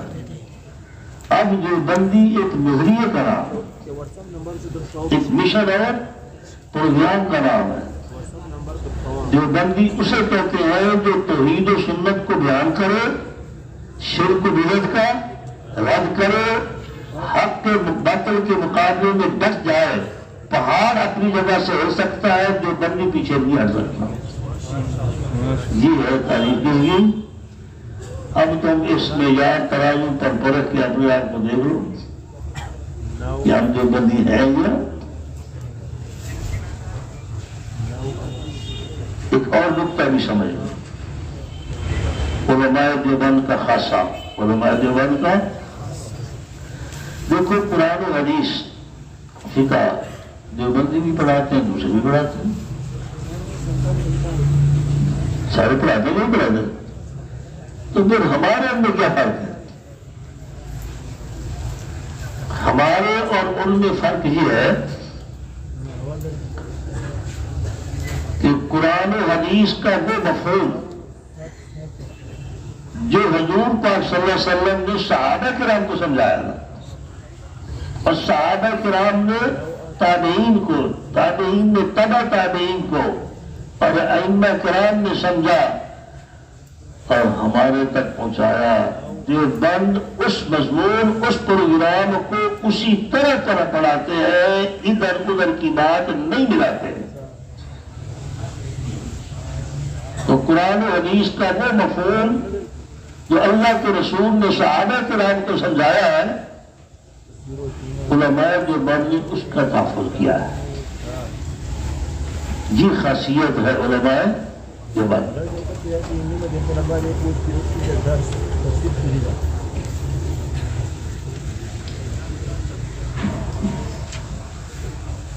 مومن الناس، اور بعض لوگ وہ ہیں جو کہتے ہیں آمنا باللہ و بالیوم الآخر، ہم ایمان لائے اللہ پر، اور وما ہم بمؤمنین، وہ مومن نہیں ہے۔ کیوں؟ اس واسطے یخادعون اللہ، دھوکہ دیتے، نہ وہ خدا پر ایمان رکھتے ہیں، نہ آخرت پر، نہ رسول پر، زبانی کلامی ایمان لائے، دل سے ایمان نہیں لائے، اس واسطے مومن نہیں۔ یخادعون اللہ والذین آمنوا، دھوکہ دیتے ہیں اللہ کو اور ان کو جو ایمان لائے ہیں۔ اب سوال یہ ہے کہ دھوکہ تو اس کو دیا جا سکتا ہے اس کو پتہ نہ ہو، اللہ تعالیٰ تو عالم الغیب شہادت، اس کو دھوکہ کس طرح لے سکتے ہیں؟ تو اس کا ایک جواب مفسرین نے یہ دیا ہے کہ لفظ اللہ سے پہلے رسول کا محفوظ ہے، معذوف ہے، یخادعون رسول اللہ ہے، اور چونکہ رسول کو دیکھا دھوکہ دینا خدا کو دھوکہ دینا تھا، اس واسطے یخادعون اللہ کا۔ دوسرا جواب علامہ کشاف والے نے دیا ہے، وہ فرماتے ہیں کہ بات یہ ہے سنیعہم کسنیع المخادعین، معاملہ ان کا دھوکہ دینے والوں کی طرح ہے، دھوکہ دے نہیں سکتے، خدا کو بھی دھوکہ دینا، حرکتیں ان کی دھوکہ دینے والوں کی طرح۔ وما یخدعون الا انفسہم، نہیں دھوکہ دیتے مگر اپنے آپ کو، وما یشعرون، ان کو شعور بھی نہیں ہے پیسے کہ اب کیا کر رہے ہیں، اس کا نتیجہ کیا ہوگا۔ ایک ہے علم، ایک ہے شعور۔ علم کسے کہتے ہیں، شعور کسے کہتے ہیں؟ کسی شے کی حقیقت کو جاننے کو علم کہتے ہیں، کسی شے کی حقیقت کے معلوم کرنے کو علم کہتے ہیں، اور حواس سے ظاہرہ سے جس چیز کا علم ہو اس کو شعور کہتے ہیں۔ حواس سے جن چیزوں کا احساس ہو، اب دیکھو جانور جو ہے نا، جانور اس کو بھی گرمی سردی کا احساس ہے، کھڈے کا احساس ہے، کھانے پینے کا شعور جانور بھی ہوتا ہے، یعنی شعور میں جانور بھی انسان کے شریک ہے۔ وما هم يشعرون، یہ منافق جانوروں سے بھی بدتر ہے، ان کے اندر شعور ہی نہیں ہے، ان کے اندر علم تو بڑی دور کی بات ہے، ان کے اندر شعور بھی نہیں۔ فی قلوبہم مرض، ان کے دلوں میں بیماری ہے منافقت کی، فزادہم اللہ مرضا، پس بڑھا دیا اللہ تعالیٰ نے ان کو بیماری، وَلَهُمْ عَذَابٌ عَلِيمٌ، ان کے لیے عذاب ہے دردناک۔ بعض تو علیم بمانے مولن، یعنی وہ عذاب خود عذاب ہے، ان کا عذاب ایسا ہوگا سخت کہ عذاب خود عذاب ہے، اور بعض فائل کا ترجمہ کرتے ہیں مولن، وہ سخت عذاب ہے، بما کانوا یکذبون، اس وجہ سے کہ جھوٹ بولتے ہیں، جھوٹ سے مراد منافقت ہے، عام جھوٹ نہیں ہے۔ وَإِذَا قِيلَ لَهُمْ لَا تُفْسِدُوا، جب ان سے کہا جاتا ہے فساد نہ مچاؤ زمین میں، یہ تم جو ہفتے کے رخ کرتے پھر رہے ہو، ظاہر کچھ باطن کچھ، یہ کیا ہے؟ فساد فی الارض۔ قالوا انما نحن مصلحون، تو کہتے ہیں ہم جوڑ پیدا کر رہے ہیں، کیا کہتے ہیں؟ ہم اصلاح کر رہے ہیں، ہم کیا کر رہے ہیں؟ اصلاح کر رہے ہیں۔ چھ نبی کہتے ہیں کہ ہم سارا سال جوڑ پیدا کرتے رہتے ہیں، مولوی ایک درس دے کے توڑ پیدا کر دیتا ہے، ایسا یہ جوڑ ہے، کافر مسلمان ایک، منافق مومن ایک، حرامی حلالی سارے ایک، یہ جوڑ ہے، ایسا نہیں۔ خدا کو یہ جوڑ پسند نہیں ہے، خدا کو کھرے پسند ہے، کھوٹے پسند نہیں ہے، کھڑے ہوں تھوڑے ہوں، کھڑے ہوں تھوڑے ہوں، اور کوئی آدمی بھی یہ پسند نہیں کرتا کہ میرے گھر میں میرا داماد برا ہے، میری بہو بری آئے، پسند کرتا کوئی؟ داماد بھی اچھا آئے، بہو بھی آئے تو اچھی آئے۔ جس طرح تم اپنے لیے گندے برے کو پسند نہیں کرتے، خدا بھی نہیں پسند کرتا، اور خدا کسی کا محتاج نہیں ہے۔ ان تکفروا انتم ومن فی الارض جميعا، اگر تم کافر بن جاؤ اور جتنے زمین میں سارے کافر ہو جائیں، ان اللہ لغنی عن العالمین، اللہ سارے جہاں سے بے پرواہ ہے، وہ کسی کا محتاج نہیں ہے۔ کھڑے چاہیے، کھوٹے نہیں چاہیے، بات واضح کرو، لوگوں کو توحید سمجھاؤ، اور توحید اس وقت تک سمجھ نہیں آ سکتی جب تک شرک کا رد نہیں کرو گے، سنت اس وقت تک سمجھ نہیں آ سکتی جب تک بدعت کا رد نہیں کرو گے۔ بتاؤ گے کہ بدعت کسی کرتے، پھر سنت کا پتہ چلے گا، شرک کا بتاؤ گے پھر پتہ چلے گا یہ توحید ہے۔ ایک آدمی کہتا ہے اللہ وحدہ لا شریک ہے، اللہ وحدہ، سارے مانتے، کون نہیں مانتے؟ کیا بیتی اپنے خود میں نہیں کرتے وحدہ لا شریک لہ؟ پڑھتے ہو؟ جس وقت تم وحدہ لا شریک کا یہ مفہوم بیان کرو گے نا کہ وہ ذات میں بھی وحدہ لا شریک، وہ صفات میں بھی، جس طرح اللہ جیسا اللہ کوئی نہیں، اللہ کسی میں بھی کسی کے اندر نہیں ہے، اللہ کے سوا نہ کوئی حاجت روا ہے، نہ مشکل کشا ہے، نہ فریاد رس ہے، نہ بگڑیاں بنانے والا ہے، اللہ کے سوا کسی کو رائی کے دانے کے برابر بھی خدا اختیارات حاصل نہیں ہے، یہ بابے بے اختیار، نبی ولی بے اختیار۔ پھر پتہ چلے گا کہ چھتر پڑتے ہیں یا گالیاں نکلتی ہے یا نہیں نکلتی، ایسا ہے؟ تم روٹیوں کی فکر میں پڑ گئے ہو۔ دیوبندی کہتے ہیں دیوبندی کے لیے آرام حرام ہے، دیوبندی کے لیے آرام حرام ہے، تم آرام پرست ہو گئے ہو، ایسا جس کا نقصان ہو رہا ہے، جس کا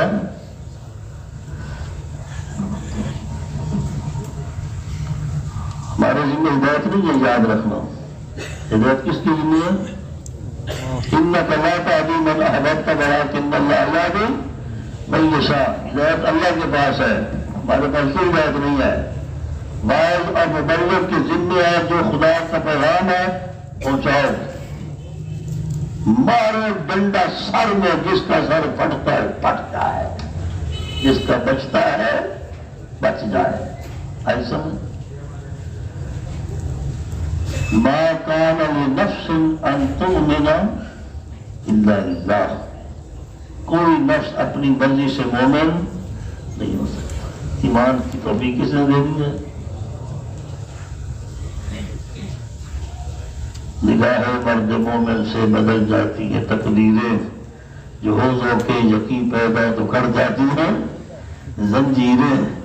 تو بشیر خاکی میں ہمارا شاعر گزرا ہے ملتان کا، اس نے کہا نگاہ مرد مومن سے جو بدل جاتی تقدیریں، پیغمبر کاٹ دیتے پل بھر میں کفر کی زنجیریں۔ نہیں سمجھ رہے؟ نگاہ مرد مومن سے جو بدل جاتی تقدیریں، پیغمبر کاٹ دیتے پل بھر میں کفر کی زنجیریں۔ تقدیر کا بدلنا جو نبی کے اختیار میں ہوتا ہے، لوط کی بیوی، لوط کی بیوی، لوط کا بیٹا دوزخ میں نہ ہوتا، تو حق کو چھپاتا پھر رہا ہے، جس کو غیر مل جائے گی، اس کو ملے نہ ملے بعد کی بات ہے، تو اپنا بیڑا گھر کر رہا ہے، کیا مطلب تیری گرفت ہوگی، تو نے حق کو نہیں بیان کیا۔ حق بیان نہیں کرو گے پتہ کس طرح دے گا کہ حق کیا ہے باطل کیا ہے۔ اس واسطے یہ فراد چھوڑ دو، مکاریاں چھوڑ دو، ایسا نا چلاکیاں نہ کرو۔ قرآن کو اس طرح بیان کو اس طرح کرنا ہے، سنت اس طرح بیان کو سنت بیان کرنے کا طریقہ ہے۔ لہجہ نرم رکھو، موقف کے اندر کمی، میں تو موقع بھی، میں تو لہجہ بھی نرم نہیں رکھ سکتا، قدرتی بات ہے، طبیعت میں کیا کروں۔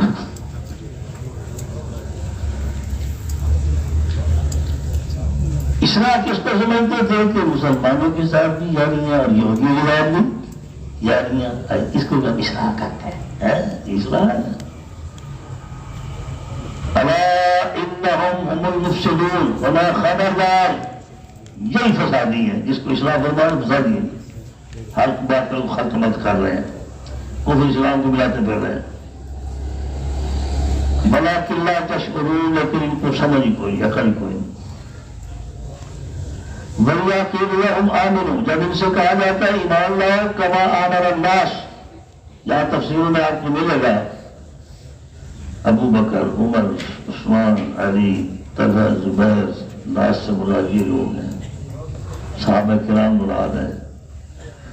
جب ان سے کہا جاتا ہے ایمان لاؤ اس طرح جس طرح ایمان لائے لوگ، صحابہ کرام لائے، قالوا کہتے ہیں انؤمن كما آمن السفہاء، کیا ہم ایمان لائے اس طرح جس طرح بیوقوف ایمان لائے ہیں؟ کیوں بیوقوف کہتے ہیں صحابہ کرام؟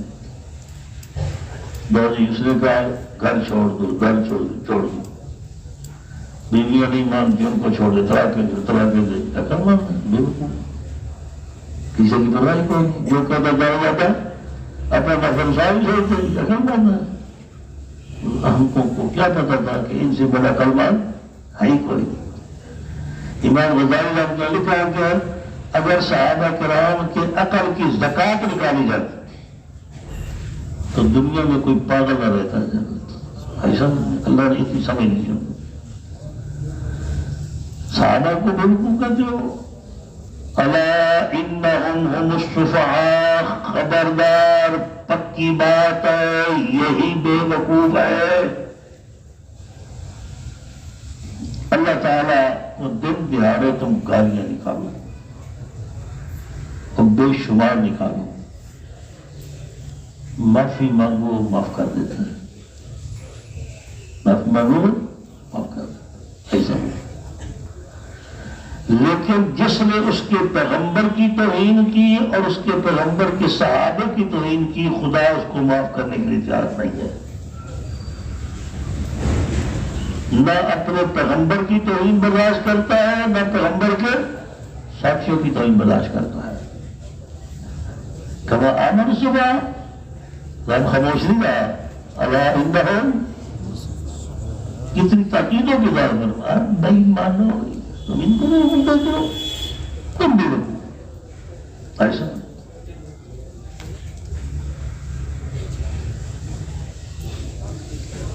اور جس طرح اللہ تعالی اپنے پیغمبر کے ساتھ گستاخیوں کی توہین برداشت نہیں کرتا ہے، اللہ کا پیغمبر بھی برداشت نہیں کرتا۔ علامہ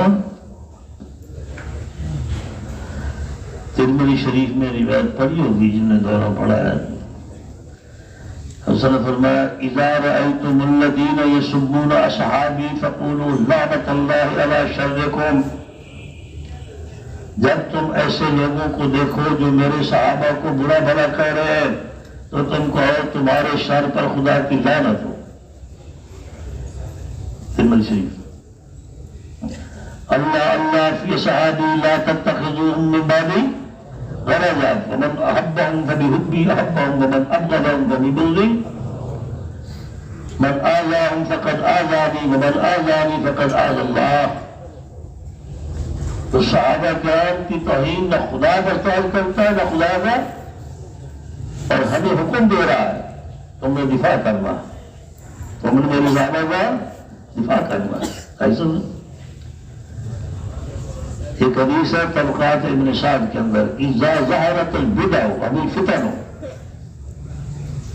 وسبت اصحابی، جس وقت بدعتیں ظاہر ہو جائے، فتنے ظاہر ہو جائیں اور میرے صحابہ کو برا بھلا کہا جائے، فَلْيُظْهِرِ الْعَالِمُ عِلْمَهُ، اس وقت عالم اپنے علم کا اظہار کرے، میرے صحابہ کی عظمت کو بیان کرے، فطروں کا رد کرے۔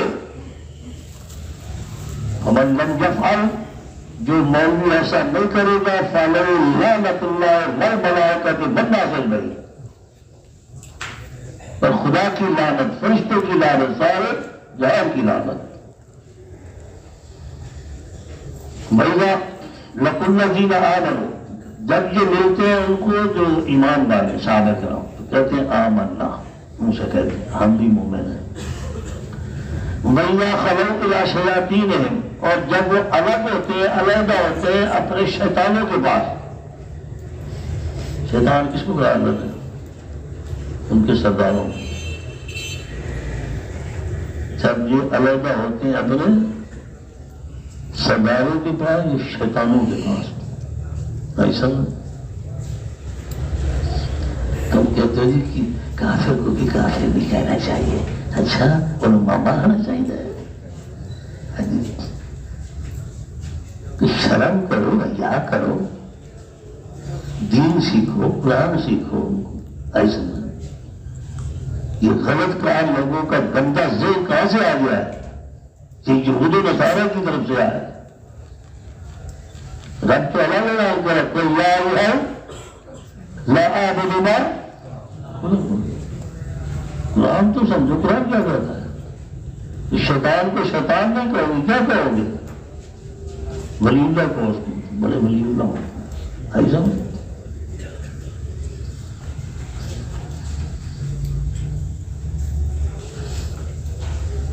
قالوا،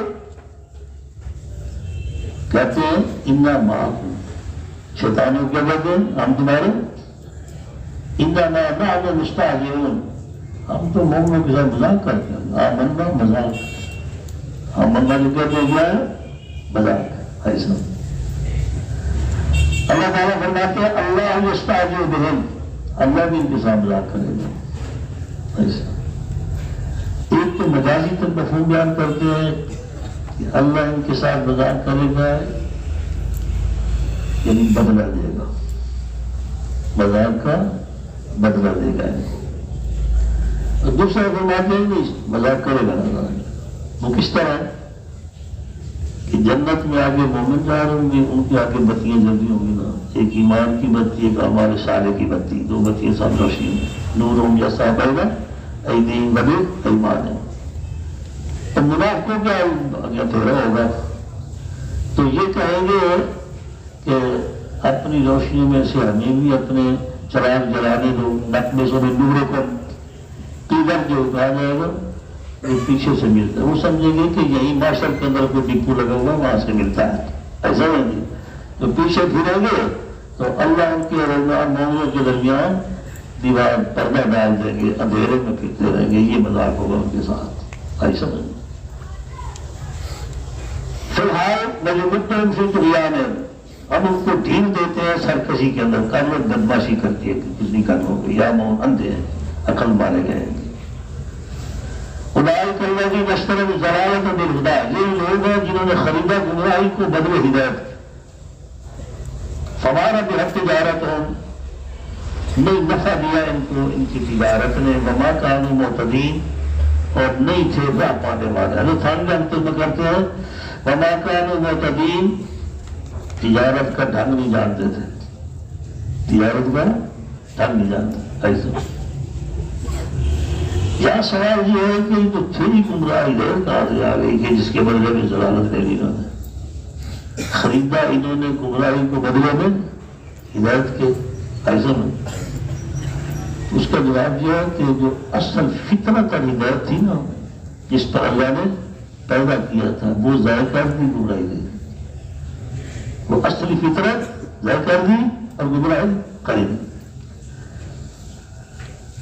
فمارا بحق تجارت ہو ہدایت الدین قد ضلوا فقد بانت خسارت ہو، ہدایت الدین قد ضلوا فقد بانت خسارتهم فباء الدنیا فباء الدین بالدنیا فما ربحت تجارتهم، فباء الدنیا فباء الدین بالدنیا فما ربحت تجارتهم۔ یہ جو دین کے ہدایت پانے والے ہیں، ہدایت یافتہ لوگ، یہ گمراہ ہو گئے، راستہ بھول گئے، ایسا نہیں۔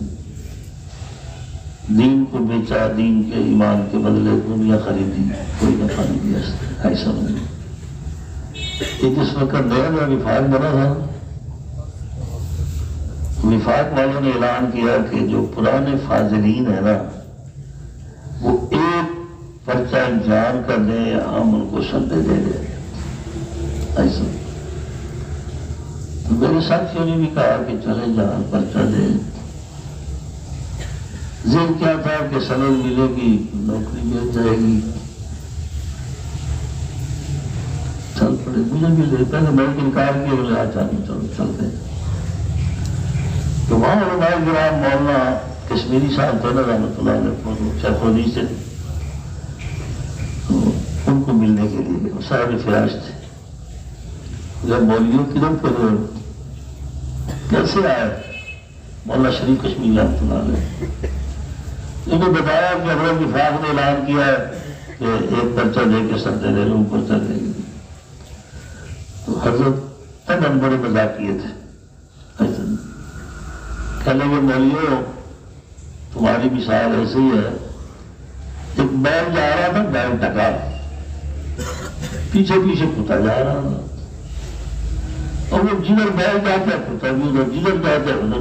دوسرے جانوروں نے پوچھا کہ پھر بھی اس کے پیچھے پیچھے کیوں پھر رہا ہے؟ تو کہنے لگا کہ اس راستے پھر رہا ہوں کہ اس کے خوشیاں گرے گے کھاؤں گا۔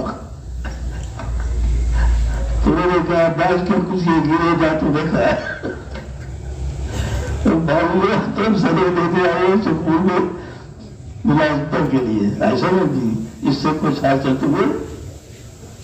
تو جب سے ہم دنیا کے پیچھے مر گئے نا، اور یہ جتنے سکولوں میں گئے، یاد رکھنا انہوں نے کوئی دین کا کام نہیں کیا، صرف اپنی تنخواہ پکی کی ہے، ایسا میرے میں ساتھی صاحب ہیں۔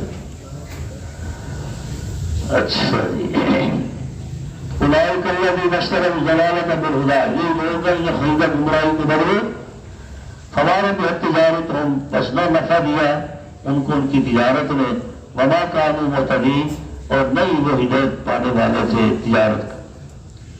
مثلہم کمثل الذی استوقد نارا، مثال ان کی ایسی ہے اس شخص کی طرح جس نے آگ جلائی، فلما اضاءت ما حولہ، جب اسے روشن کر دیا اس کے آس پاس کو، ذهب اللہ بنورہم، لے گیا اللہ ان کے نور کو، اور ترکہم فی ظلمات، چھوڑ دیا ان کو اندھیروں میں، لا یبصرون، دیکھتے نہیں ہیں۔ منافقوں نے زبانی طور پر کلمہ پڑھ کے ایمان کی آگ جلا لی، آس پاس روشن ہو گیا کہ مسلمانوں کے غیظ و غضب سے بھی بچ گئے، صدقہ خیرات بھی ملنے لگ گیا، زکاتیں بھی، مال غنیمت کا حصہ بھی ملنے لگ گیا، ایسا نہ جی۔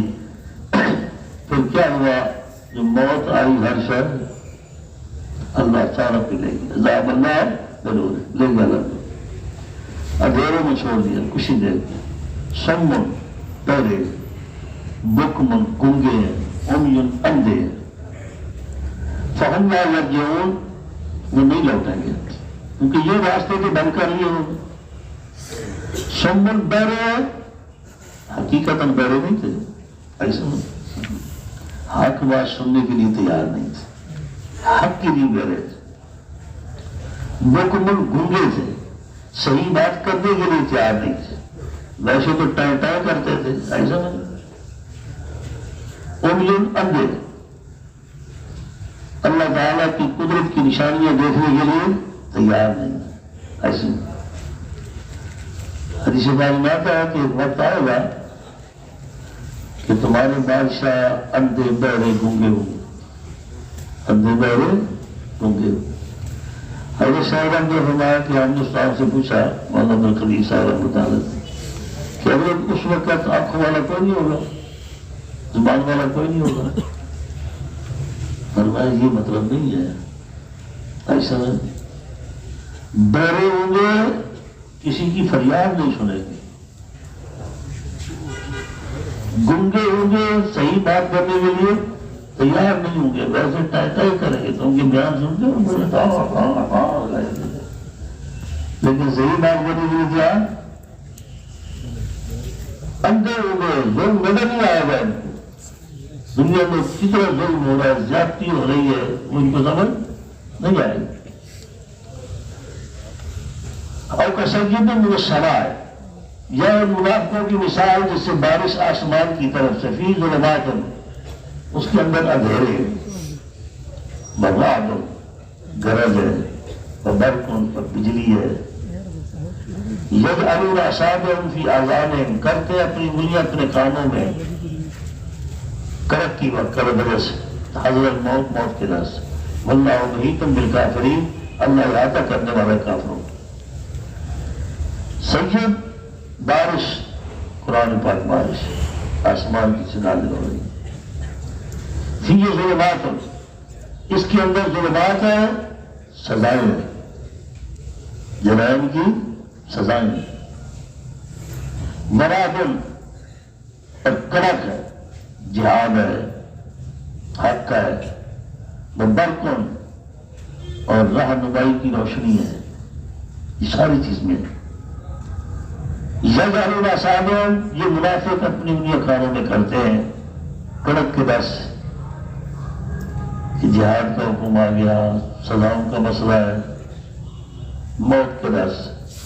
لیکن کہاں جائیں گے، کہاں بھاگیں گے. واللہ محیط بالکافرین، اللہ کافروں کا احاطہ کیا ہوا.